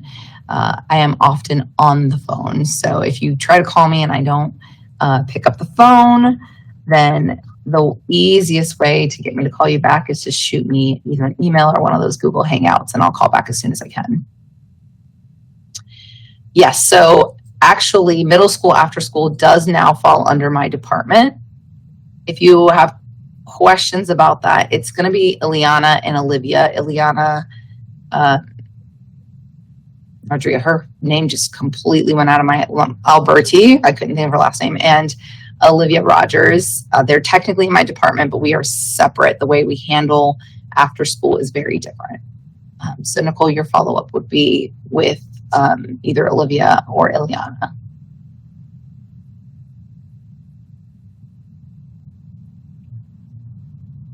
Okay. Michelle, I just see one more question. Deficits in after-school VPK wraparound. Yeah. So we can only cover it with VPK money, and that has become sort of a problem. So the reason these accounts are kept separate is because the state of Florida has contracts for VPK and VPK wraparound and the parameters of that. And technically, VPK wraparound is run through the Department of Early Childhood Education. But since our folks are the one who are there in the afternoon beyond 2 o'clock, they are basically the principal's designee for the VPK wraparound. But the state has made it extremely clear that they will shut it down on both ends. They will shut down the elementary after school program and the VPK wraparound program if those are seen as joint programs. They have to be separate programs. So they have separate internal accounts and they have separate budget line items in 1301. So we can't move program 0000 money into 6220 lines, even if we have money in the after school lines and deficits in the pre-K lines. And so what I would say is if your overall pre-K lines are in a deficit, then the sites need to consider whether or not you have enough enrollment to support a VPK wraparound program. So those programs could reach out to you directly, the director and the principal in the program could reach out to you and they could address it. Right. And we have some schools that have perpetually been running those lines in a deficit. And I think that's the point at which we need to have the discussion about whether or not they are solvent. We typically say 10 students is what you need as like a base to be solvent. All right. And this meeting is being recorded. Yes. All right. Anything else this morning from Michelle? You can either unmute yourself and ask or put your question in the chat if you haven't had an opportunity. I see a question from Risa. So Risa, I don't necessarily monitor all of the budget lines. I pull a budget overview, which has a summary. And I do recommend budget overview over budget status when you're talking after school because of the fluidity of our accounts. So Risa, if you see lines that are sort of perpetually in a negative, you can bring that to the attention of your principal. You can copy me on it if you want me in on the conversation. I think that would be the easiest way for us to address that. All right. Thank you so much for your time this morning, Michelle. We really appreciate it. Thanks. And then I just got one more thing that it's mostly for you guys in case you have children in the after school program. So if you are a parent or guardian of a student who's in an after school program, you guys do qualify for a 25% discount. So I showed you those fee schedules. Yep. The form is 2476. If you fill it out by August 31st, you'll get it starting in August. If you fill it out after August 31st, it starts the following month. So if you do it on September 1st, you don't get it till October. If you do it on October 1st, you don't get it till November. So I wanted, since that deadline is about a month away, I just wanted everybody to have that heads up and see that in there. That's great. After my kids grow up and leave after. So Ruth, I'll tell you that I don't know what the rules are in terms of enforcing this, but in the CTA contract, it does say that teachers aren't allowed to keep their kids in their classroom during their planning period. So the after school program is typically the alternative for that. It's the main reason we have a part-time program. So most after school programs in the state of Florida have one option from 2 to 6. And we have a 2 to 4 and a 2 to 6 option. And the entire reason we have a 2 to 4 option was because of teachers and employees that are on campus after 2 o'clock who are not allowed to have their children directly with them. All right. Thank you so much, Michelle. You're welcome. Have a good day, guys. Thank you. All right. Do we have Donna back with us? Donna Bradshaw? Am I here? Can you hear me? You are here. Donna, Good. hey. Good morning. Good morning. Donna, we've got a handout that you had provided us. It is titled, oh boy.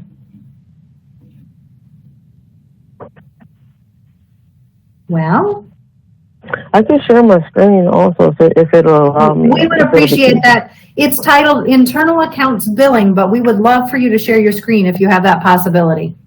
Yes, and the handout is Internal Accounts Billing that you're going to be talking about today. Let's see.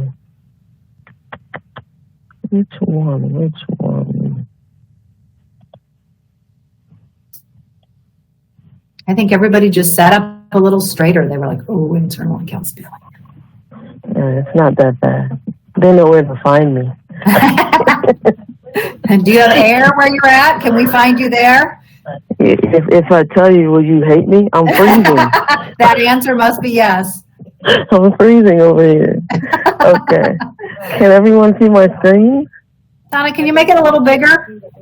You've got the hub is hanging out behind there. Yeah, I'm gonna be doing several things, so that's I kind okay. of have it to where I can get to it. Okay. We can look at our paperwork too. Thank you. This screen right here, can you guys see it? Yeah, that's great. Thank you. Okay, so I made some changes because I noticed here, I had a C instead of a D, but we know it's, Palm Beach School District, so you could always remove the C or write over it or whatever you need to do. Just call me and ask me what on earth were you typing, either way. So just things to remember. I want to touch on a few things, and then what I actually want to do, because I noticed I've been having several calls as to how to fill out the 2242 correctly.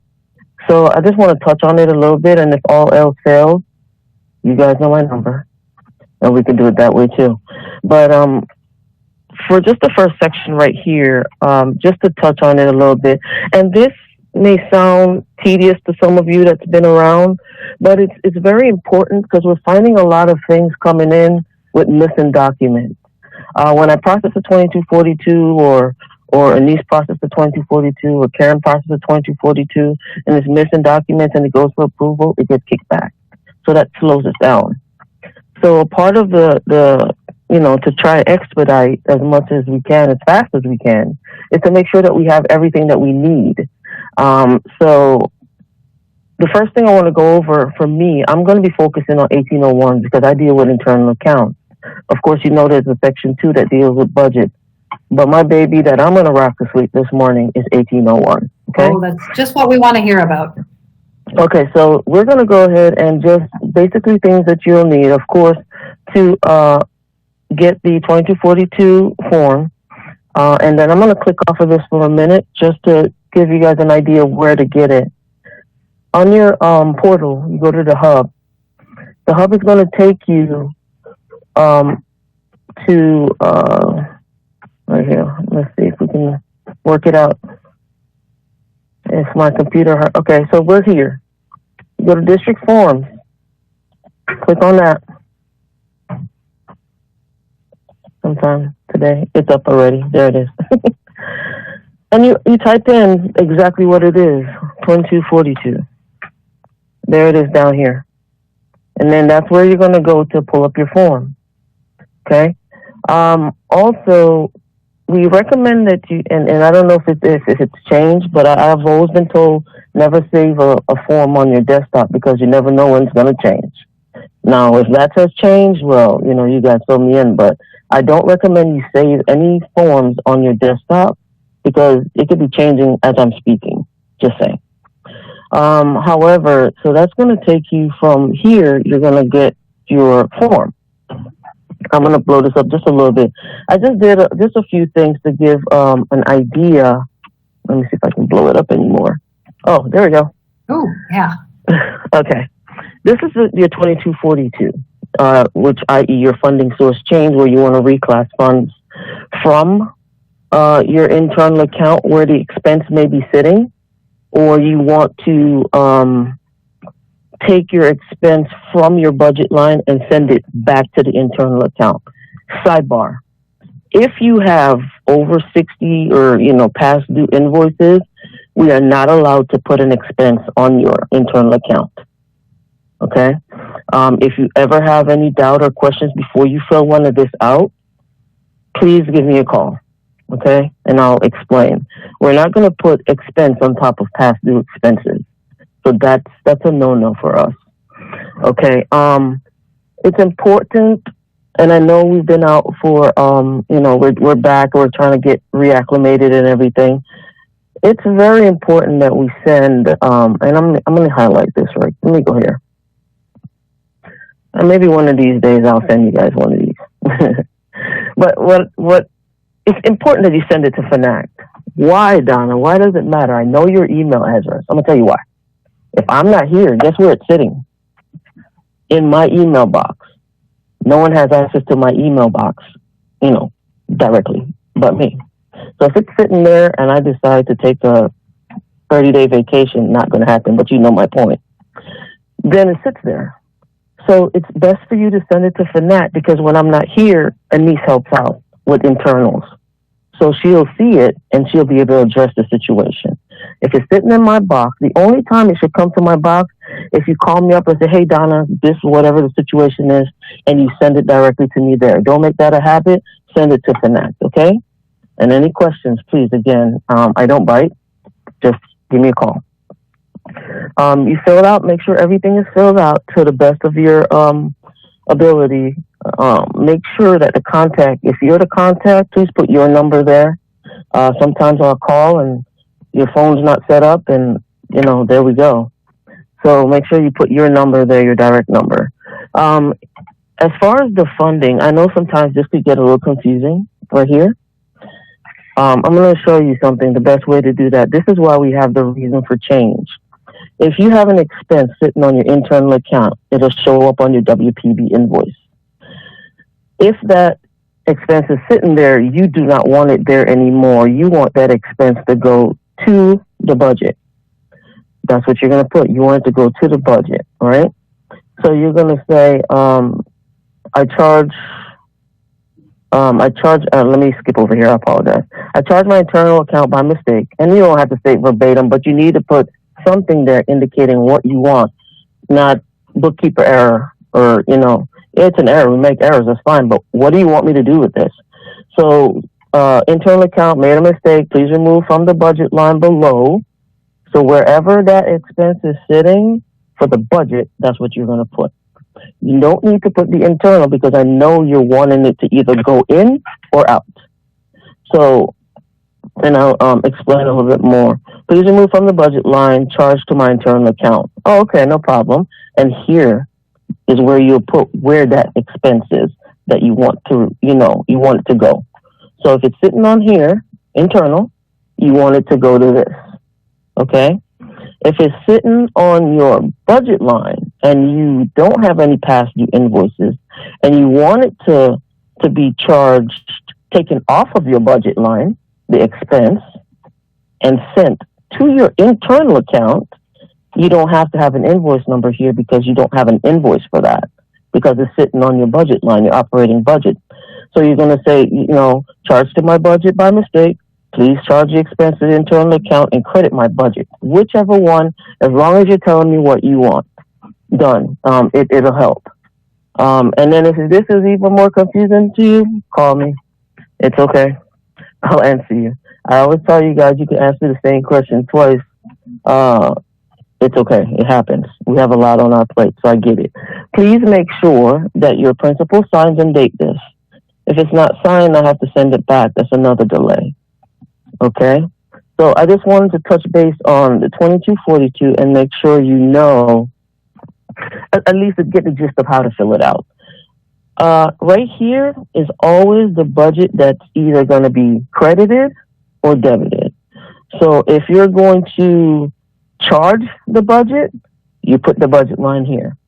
If you're going to credit the budget, you just put that budget line here. You do not need to put 1801, you know, here because I already know I'm either crediting 1801 or debiting 1801. And if you have any questions, please go ahead and put it in the chat. I'm trying to keep track of that also. So that's it for the form, but we're still going to go back to the 2242. Give me a second, please. Okay, going back to this form right here. A lot of time, most of the time, it's so easy when you have you want to do a 2242 and you have the internal account invoice.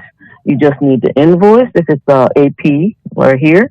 Like so, if it's a you purchase something, a sale or something, it's just the invoice. The 2242, everything is signed. We're good to go. Here's when it gets a little tricky. When you have P-card transaction, you need more than just that. If it's a P-card transaction where the expense is sitting on your internal account, you're going to need your invoice. You're going to need your P-card transaction statement. That's the one from PeopleSoft. Do not scan your Bank of America statement. That's not what we need, and you don't want to scan stuff viewing your account number because remember, our emails are public record.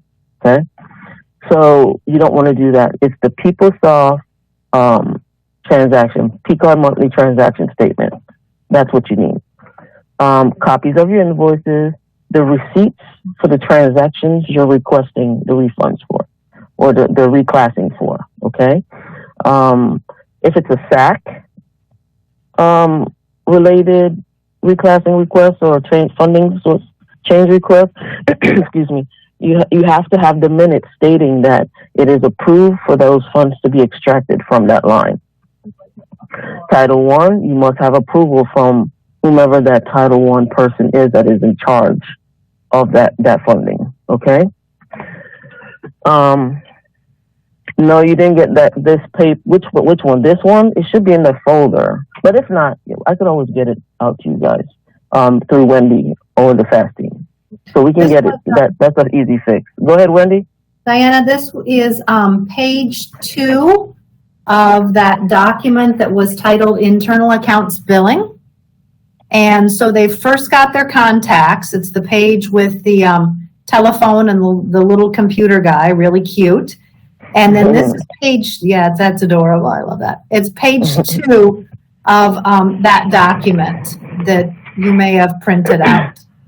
But if not, we can always get you another copy. Okay, she says she sees it now. Oh, perfect. Awesome. Okay, so I'm sorry, go ahead. No, go ahead. Okay.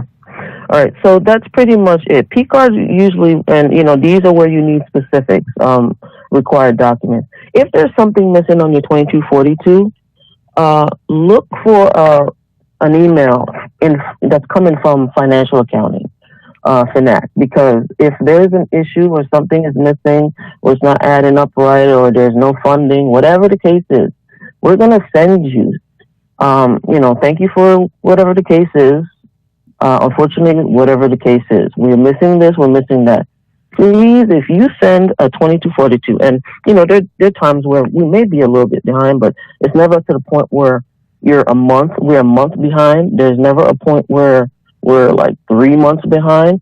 If those time has passed and you're like looking at your statement, it's like, why is this still on my statement? Do not wait until months have passed and say, I don't know what happened. I sent the 2242. Just send an email to FNAC. Hey, I sent this. I haven't seen it removed from my account. It could be either delay, it could be something, or it could be you received an email and never noticed you received it because, I understand how you guys get busy. Been there, done that, totally understand this. Just reach out.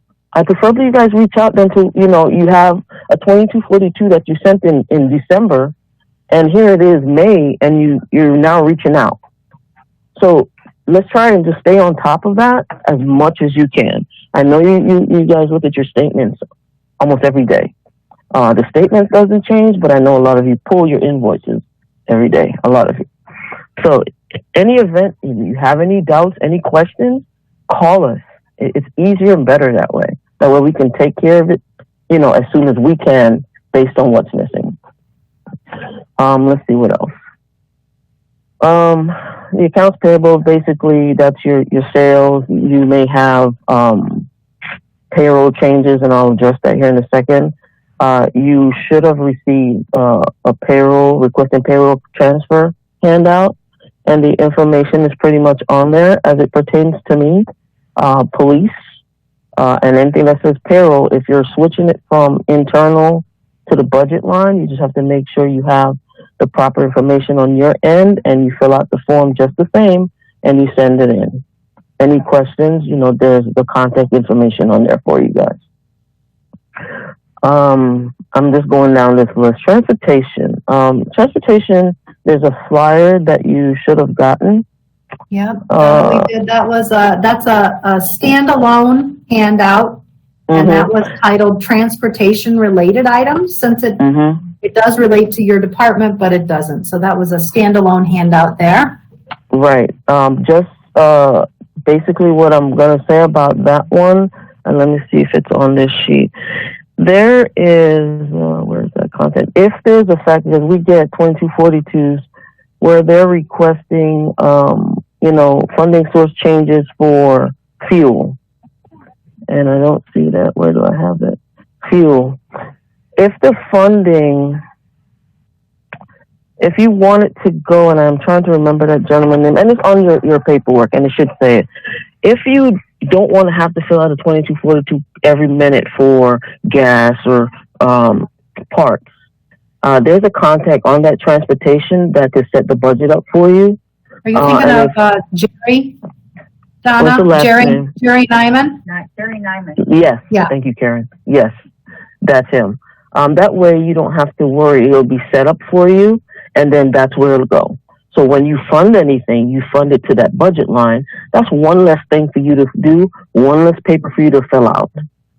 Just a tip for you right there. So that's pretty much it with transportation until we start the field trip thing, and that's a whole nother subject for a whole nother day. Check payments. I also deal with the checks. One tidbit, try to remember not to combine your transmittal funds with your district invoice payments. They need to be separated. It's a separate function. So please remember that. And if at all, else, if you can combine your checks as you see fit, please do so as far as not writing one invoice per check. So if you can't, combining our checks, if we have multiple district invoices, Exactly. we can pay those on one check, right? And if we have multiple district transmittals that we're putting on one form, that's a separate check, but you all don't want a whole stack of checks. Pretty much. That's fair. I've seen that spreadsheet. Yeah, all of those checks, which people may not realize, all of those checks get logged into a gigantic spreadsheet. And so every single check is a separate entry.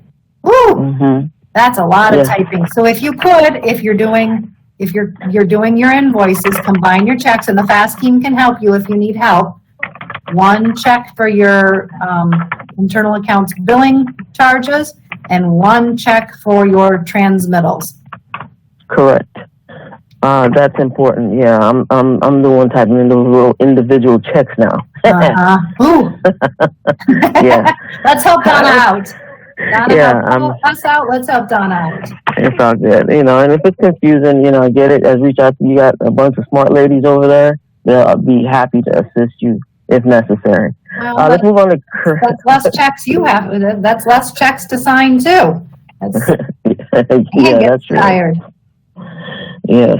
Okay, so credits. Sometimes you'll see some credits on your statements. If you are not sure where or why these credits show up, you can reach out, send an email. You can send that email to Finact. If you know it's something that you need to incorporate within your check, you add your line or whatnot, you can reach out to your FAST team. But sometimes if you have a credit sitting on your account, we reach out. Because those credits move just like an expense. And when I say that is, it'll be sitting in a 60 day, 90 day, it moves. So it'll show up on my report also. So sometimes you'll hear me say, hey, you have a credit sitting here. Where would you like to apply it? You may choose to write it within your check. You may choose to send me an email, say, hey, Donna, I have this credit. Can you please apply to invoice number XYZ? And guess what? It happens like immediately. And I send you an email saying, hey, here it is, finished. That's one way of dealing with it. If you're not sure what the credit is, and the reason I'm stating this, because sometimes depending on when the 2242s are processed, sometimes the journal doesn't run immediately for us to do our back end part of it. You may see a negative, you'll say a negative, but it's a credit of maybe $500. Like, where'd that come from? I don't know what that is. Well, that $500 could belong to invoice number XYZ that we need to do our part. So if you see a credit on your account, send an email, say, hey, I see a credit on my account. I'm not sure what it is. Can you tell me what it is? I can happily do that for you. Just reach out. If I'm not here, you can reach out to Anise as it pertains to internal, and she can help you as well. But either way, send an email to Finact. We can help. Okay? Agent summary report. Touchy. Here we go. So this goes out several times, and sometimes I feel like a bill collector, but that's what it is. Sorry, guys. Love y'all. But here, this is what happens. The report is going to come out. I processed it end of the month. That report is going to come based on what's going on. Sometimes it could be oversight. Sometimes it could just be you working with whomever the case is. It doesn't matter what's going on. That report is still going to come. When that report comes, it's my responsibility to look and see who is on there, depending on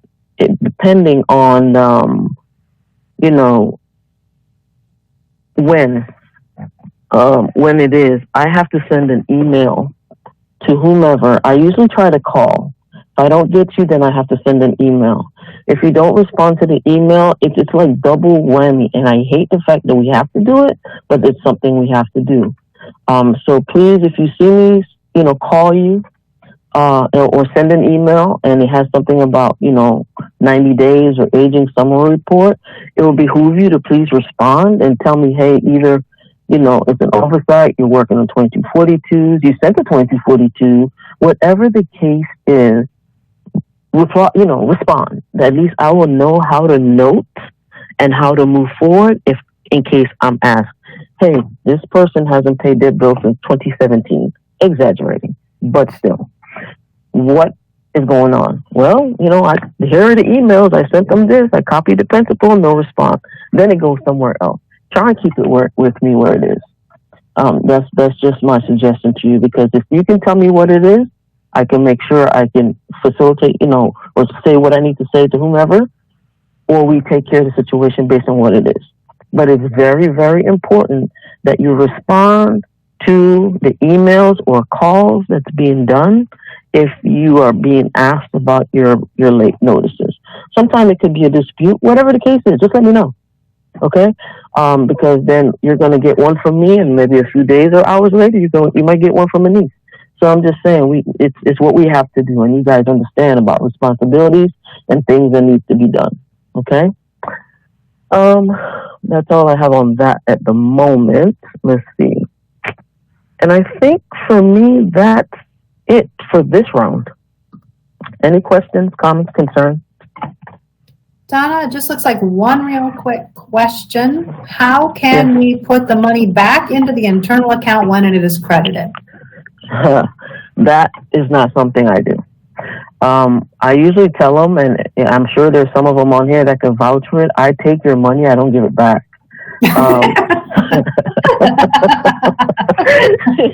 Donna, we want our money back. It's called billing for a reason. But no, I don't know as far as that is concerned. It sits on your statement, and then you can use that credit towards other invoices.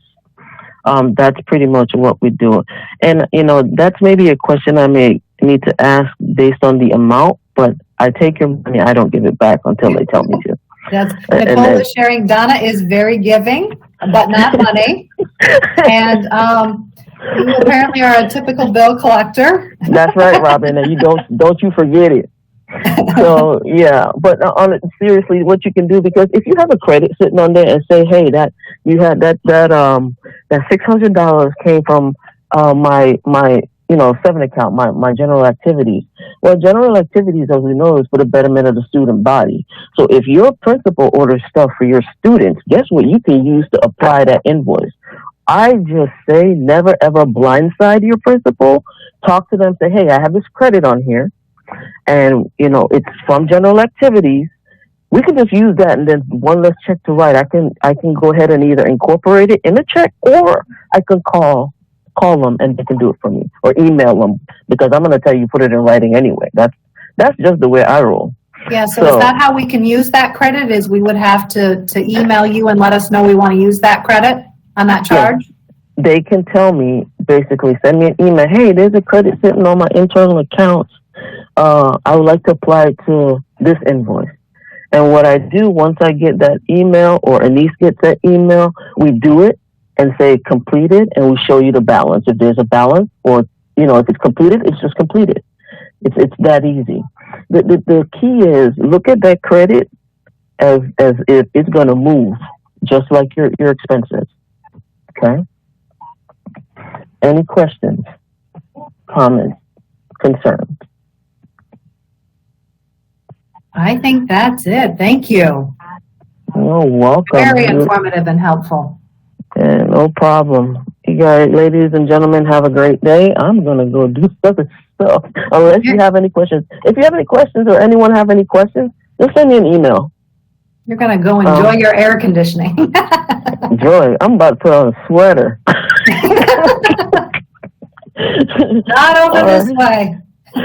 Yeah, I know. All right, everyone have a great one. Enjoy your weekend and be safe. Thank you. Thank you. You're welcome. Great information from our speakers. I see that we're at 10:30. Some of you may need to take a break. I don't want to stop for a break. I'd like to push on because I don't want to run over our time. And we've got lots of other stuff to cover this morning. Please, if you need to take a break, feel free to mute your camera if I'm seeing your face, which I am loving. Take your break and then come right back and join us because I don't want to run over our time and we've got lots of things to talk about still. So the first thing we're going to talk about this morning here is, let's see if we can get this up, segregation of duties. So before we talk about what we should be doing, we're going to talk about what we shouldn't be doing. You've got a handout. It's called segregation of duties. And if you pull that up, we're going to talk about how no one person in an organization should be responsible for initiating, processing, and recording financial transactions. Okay? So what this means is that as the bookkeeper, you're not ever going to be filling out a monies collected form.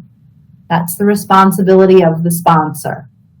Your role is to verify the monies that are collected, and you're recording those amounts in, it says, the school's official financial records.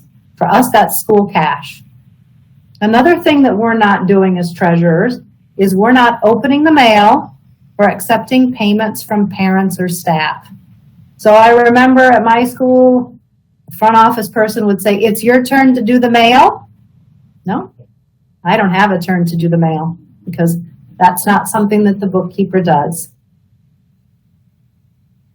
Check requisitions, they need to be filled out completely in ink, not in purple crayon, not in marker, in ink. And it's the account sponsor that's filling out those check requisitions, never the bookkeeper. And as treasurers, we can't ever be the sponsor of any account. All right. Part of segregation of duties also is you can't be the document custodian of any of those pre-numbered documents that are listed on the PBSD 1663. And there's a bulletin that's already come out this year. It's Bulletin 22004, and it lists the trainings that are available to the document custodian. All right? But you will never be the document custodian of any of these documents listed here. All right. Another part of segregation of duties means that the sponsors are the ones that are dropping those deposits into the drop safe. And so when you go to get the money out of the drop safe, you'll go to the drop safe with another staff member, and you're going to be inventorying those items together. All right. And your principal is the only one on your campus that's going to have the complete combination to the safe. Only the principal. So when you go to the safe, it takes 2 people to go to the safe. So you and another person, all right? And other folks can have access to the part of the combination to the safe if that's appropriate for your campus. It's up to the principal, all right? But only the principal has the full combination of the safe. And there's a mandatory internal accounts training. This is the longest title ever. I don't know who created this. It was not me.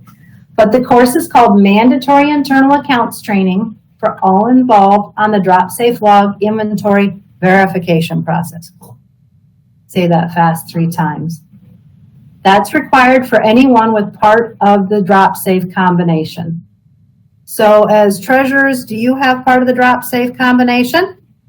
I see everybody shaking their head yes. So who will be taking the mandatory internal accounts training for all involved on the drop safe log inventory verification process? I should see everybody's hand raised. Okay. And cheering. Woohoo! We get to take another training. Oh, I see a hand raised. Oh, a couple of hands raised. Lashana, can you unmute your, oh, lots of hands. All right, either put your question in the chat. Or if somebody wants to unmute, yes. This is Debbie. I think they were raising their hand because you said I should see everybody's hand raised. Oh. Yeah, everybody's hand raised. Yay, we get to take another training. Beautiful. All right. Any questions about that before we move on? Any questions about segregation of duties, what you should and shouldn't be doing? All right. GARDA. So starting next week, GARDA service will resume. Your schedule's the same as last year. And if you submitted paperwork to have a change fund, it should be delivered next week as long as that was processed. If GARDA doesn't come on your scheduled day, we need you to send an email to Debbie.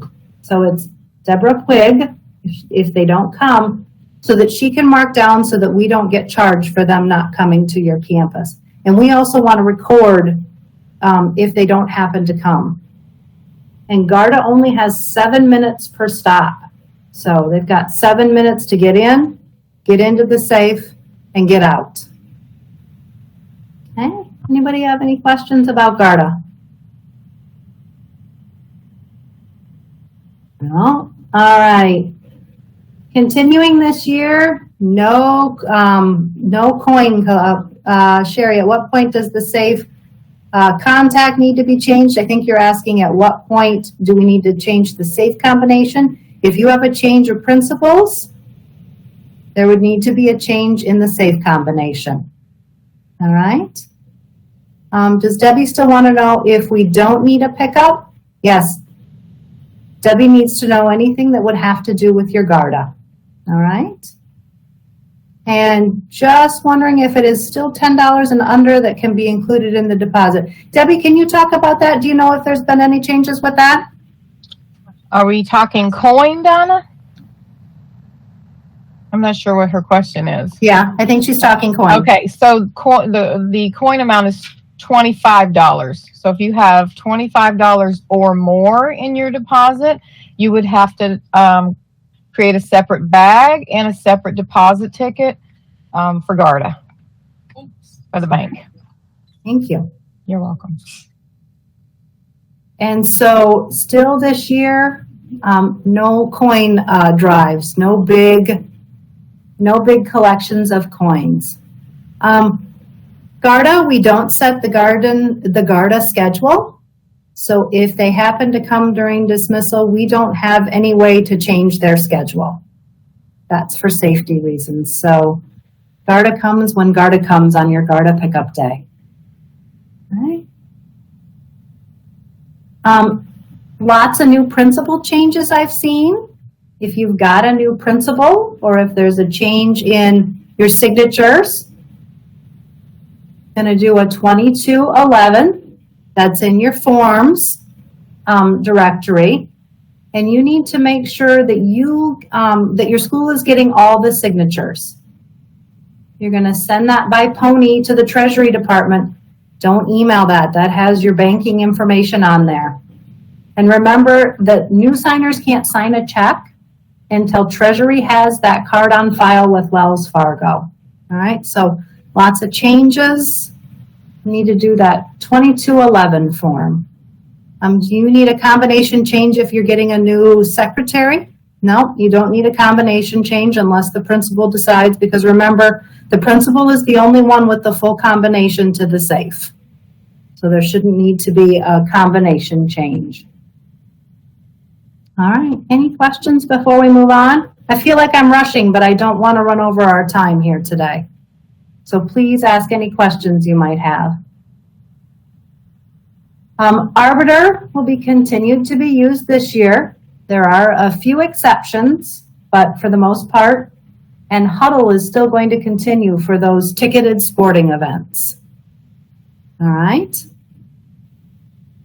And you should be putting your athletic insurance fees up on School Cash Online. All right. Already lots of questions.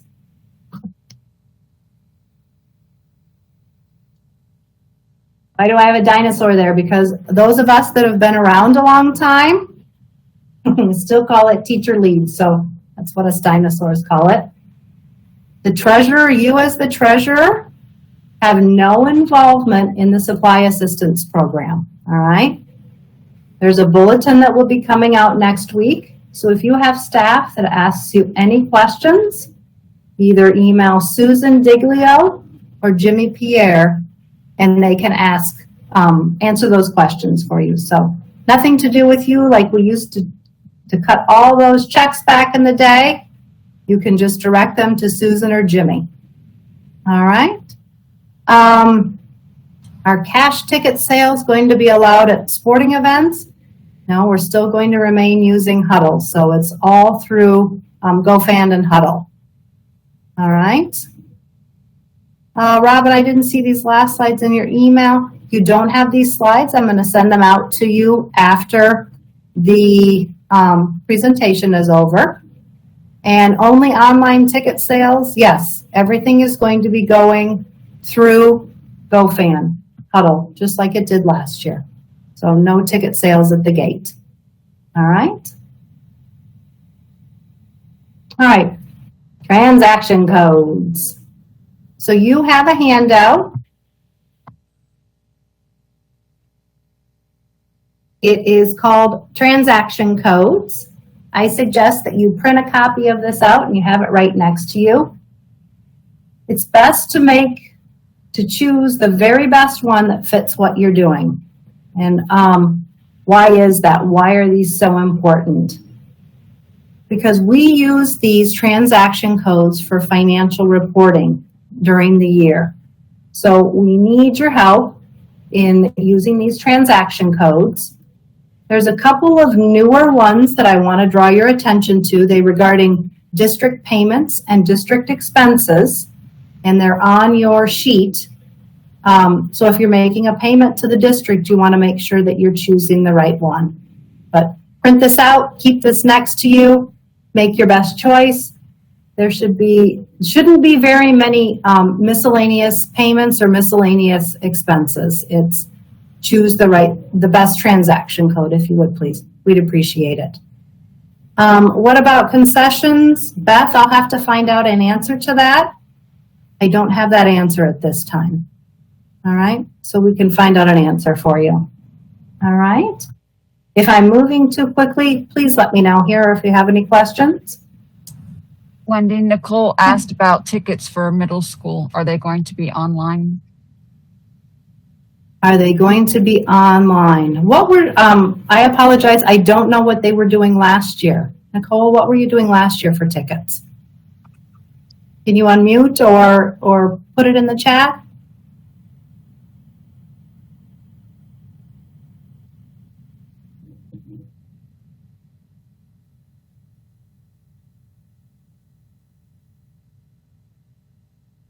Well, there were no sports at middle schools last year.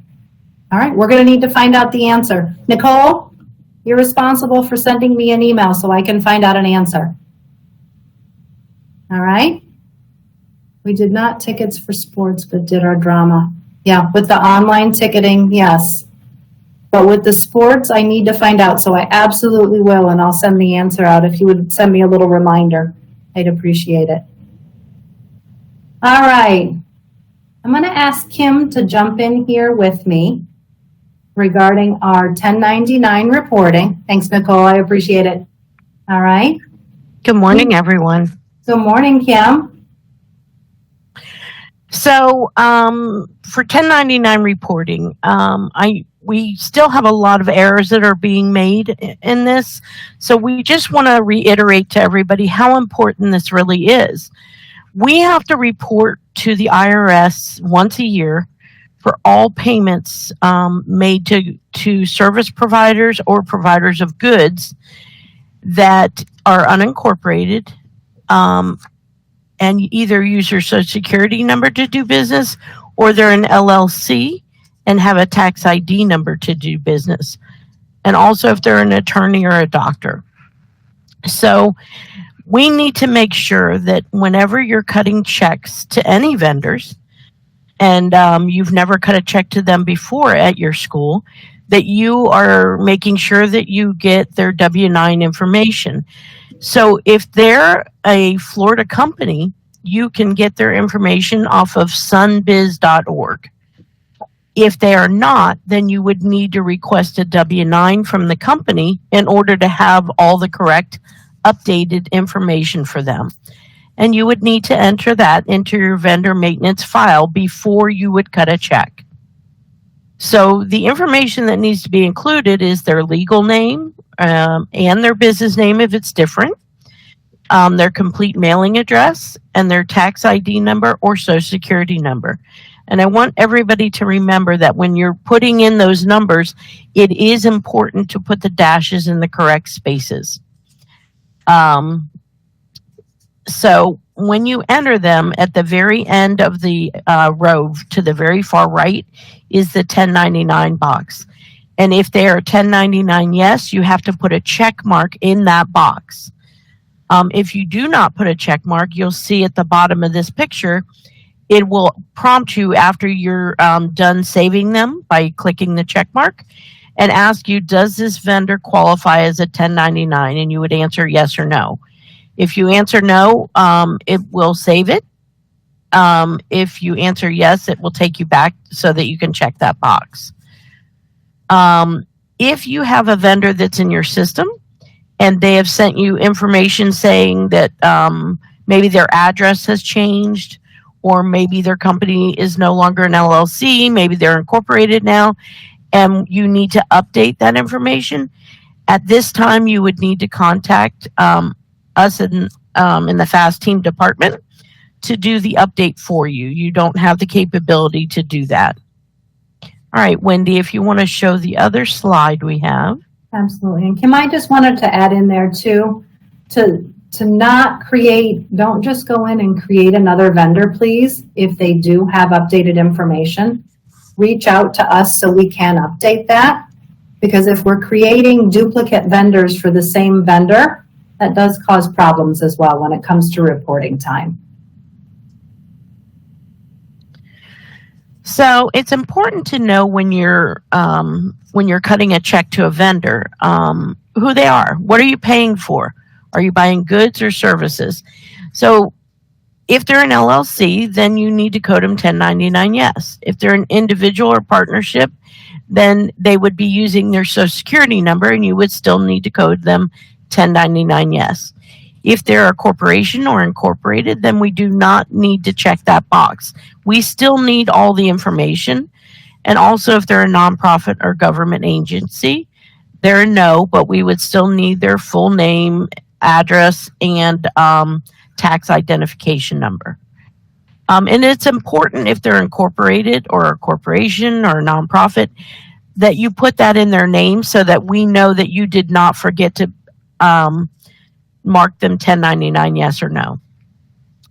If they're a district employee, Michelle went over with you today about consultants being district employees. So you will always follow the guidelines from the purchasing department about consultants and check with them to make sure nothing has changed.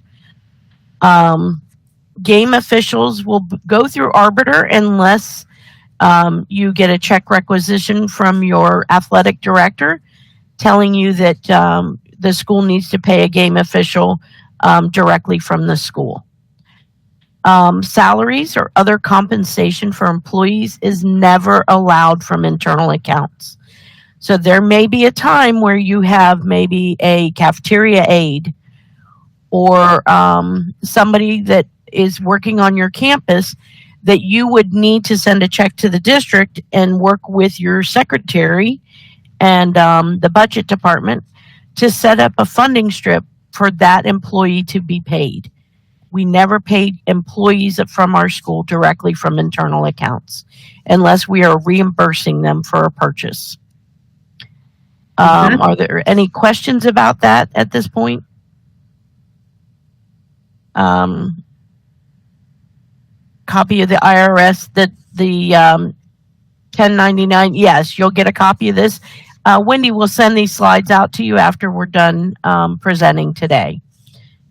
And there is a blank copy of a W-9 on the district site, but if you ever need one, you can email me. I'll be happy to forward you a blank copy so that if you reach out to a company and they tell you they don't have one, you can send them a blank one to be filled out and returned to you. But I do want to remind you that if they use their Social Security number, please ask them not to email it to you because our emails are public knowledge and none of us want our Social Security out there for the whole world to see. So you can have them fax it to you or bring it to you. Great advice. So again, if they're a bid awarded vendor with the district and you're going to cut them a check from internal accounts, we still need you to enter their information as a vendor into your school cash module because the two programs don't talk to each other. They don't mesh together. So just like your district invoices, when you tell the district you want to pay something from internal accounts, they send you a bill because the two systems can't talk to each other. You cannot transfer money from internal accounts to budget or vice versa. That has to go through a different process. So remember, and that doesn't matter whether you're paying for a service or you're paying from goods. We still need the information. And please remember to always enter the information into your vendor maintenance file before you cut them a check. And make sure that you've gotten the W-9 before you pay them because once you pay them, a lot of times if they're having to report their income through a 1099, they don't want to give it to you after the fact if they haven't reported that. So always get it beforehand before you cut the check. And again, this is a big deal because we report to the IRS. And sometimes we hear from vendors after we've reported the IRS and they say, hey, I worked for 5 schools in your district and I know that I made $3,000 and I didn't get a 1099, or maybe I got a 1099, but it was only for $1,000. And that's when we have to check into that. And then we realize that you did not enter their information incorrectly. So therefore it didn't get reported correctly to the IRS. So please, if you need help with this, to reach out to us and we're happy to help you. But it is very important. So we need to make sure that everybody is complying with these rules. Are there any more questions? That looks like that's it. Thank you so much, Kim. You're welcome. For talking about that today. All right. School cash fee setup. So there was a new bulletin that went out this year. It's 22-002. I think you've already gotten a couple of copies that we've sent out. There isn't a change in how we're setting up those fees online this year. It's just a little nudge up, a 0.25% increase in the amount of the fee, all right? We need to make sure that all those fees, what you're charging for credit cards, that the same fee is being charged to the parent if they're paying cash and checks. So our fees are consistent across the board, okay? You will see some rounding fees because remember we're rounding to the nearest dollar. Those fees can be used the same way that you use general activities fund, all right? We've sent out several different calculators and spreadsheets. The bulletin had some examples of some things that we get questions on. Especially those athletic fees, all right? So we've got the information there for you. So the information, your principal should be sending it out. It needs to be out there, like I said, that all the fees, whether they're paid online or through cash or check, have to be consistent. And we're asking, you've got the unlisted feature, so there should be very few public fees that we should be seeing on School Cash Online. Leases and especially student fees. I was cringing at the end of last year. I saw specific student names out there to the public with fees that those students owed. So Johnny Smith, didn't return his library book, so he needs to pay that, and that's out there on School Cash Online. Well, if you're Johnny Smith's mom, maybe you don't want your neighbors to know that you didn't pay for Johnny Smith's library books. So we need to be very careful and considerate of our students, that those student fees are unlisted fees, and also those leases are. Yeah, Karen, we'll make sure that we get this out to you, absolutely. If you need help setting up your fees on School Cash Online, contact your FAST team member. And we've got some workshops coming up. Debbie's going to put some great workshops on. She's going to do beginning School Cash Online and advanced intermediate School Cash Online. Right after this meeting, we're going to send out information. We do ask that the beginner classes are limited to those folks that have never set up fees online. So either you're a new bookkeeper or you're new to setting fees up online, but we'd appreciate if you kept those spots open for the new folks. And then there'll be those intermediate classes as well. And we'll open more up if we need to, because we want to be here to support you with those. All right. What's in it for you?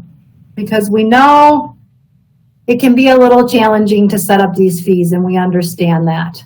Well, number one, you're limiting the amount of people you're having come to your school. Okay? The kids aren't losing payments. The teachers and the staff don't have to take time to fill out a monies collected form. And let's be honest, cash is kind of gross. All right? If you have smaller deposits, that means you've got less to count and less checks to detail. And there's going to be fewer NSFs that you'll have to deal with. And then your teachers and sponsors will have more time for instruction. They don't have to fill out the paperwork. And the parents automatically get a receipt if they paid. Okay? If they pay with checks, the sponsor will make more profit. Can you talk about that? Yeah, there is a small cost associated, but those costs can be passed on if the fee is structured correctly. And think about the time that's involved. Yes, there is a fee, but everyone's time, what is their time worth? What's the time for the teachers, for them filling out monies collected forms, walking down to the safe? What about your time? I mean, your time is valuable. You have lots of things to do. This is not the only thing on your plate many times. So there's a lot of benefits to it.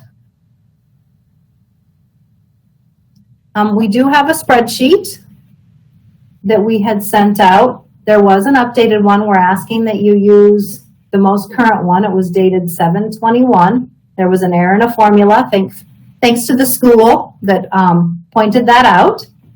And there's also a calculator that was sent out to you as well from Kev Group. So those are tools that you have when you're determining these fees and putting them on School Cash Online. All right. We have marketing tools too. They're available on the hub. There's a parent flyer if you want to send out the flyer out to the parents. There's some sample emails, some social media if your teachers and principals are into social media, and there's some different benefits posters. Can you make the spreadsheet fit portrait?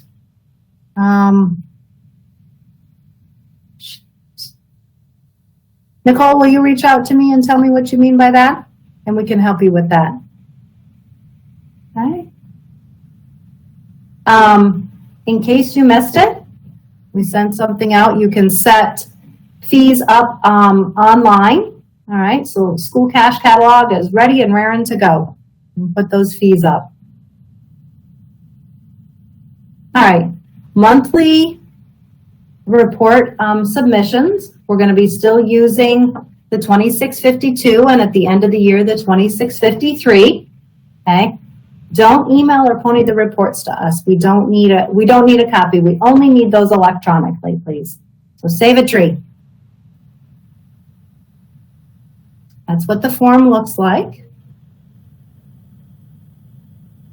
And we have some upcoming treasurer meetings. We've got a new bookkeeper orientation that's required for all bookkeepers who haven't taken one before. And our next meeting is September 19th. It's our monthly treasurers PLC. If you've signed up for this meeting, you're signed up for the PLC for the year. You've got a copy of your training schedule that we sent out. That's all the trainings for financial management. So budget, for P cards, for our meetings, they're all on there. And you have to log on through e-learning and be present during the meetings to get your points. All right. Do I have any questions? I feel like I rushed, but I didn't want to run over our time, but we still have time. Yes. So Celia had a question. So if they, back to the credit card payments fees. So if they pay with checks, the sponsor will make more profit, correct? And can you talk about that? Okay. Debbie, can you help me out and talk about that a little bit Okay. too, so I can explain better? Right. So the sponsor will keep the full amount collected because we're being consistent with what the parent pays. So there will be a little less profit when they pay by credit card than when they collect in person. And that, depending on what you're collecting for, if that involves a fundraiser, that'll be recorded separately on the sales item inventory report. We're going to go into that a little bit deeper when we do our October meeting, I think it is, when we have fundraising. But yes, there will be a difference between what you collect by cash and check, and what you actually get through the credit card payments. And Robin says, September 19th is a Sunday. Nobody wants to come join us on a Sunday? Let's try. Let's see here. We're definitely not meeting September 19th. How about September 15th? It's on the training, so it's September 15th. It's September 15th on a Wednesday. It's September 15th on a Wednesday. Yeah. That's on the bookkeeping calendar as well. Yeah, you don't have to come in on a Sunday. Unless you want to. All right, anything else today? Any questions? No? All right, I just want to say I'm ready for a great year. I love being back and working with all of you. I appreciate everything that you all do every day. We've all sat in that seat. We know it. We get it. We are here for you. Please don't hesitate to reach out. And I hope you have a wonderful school year. Thank you.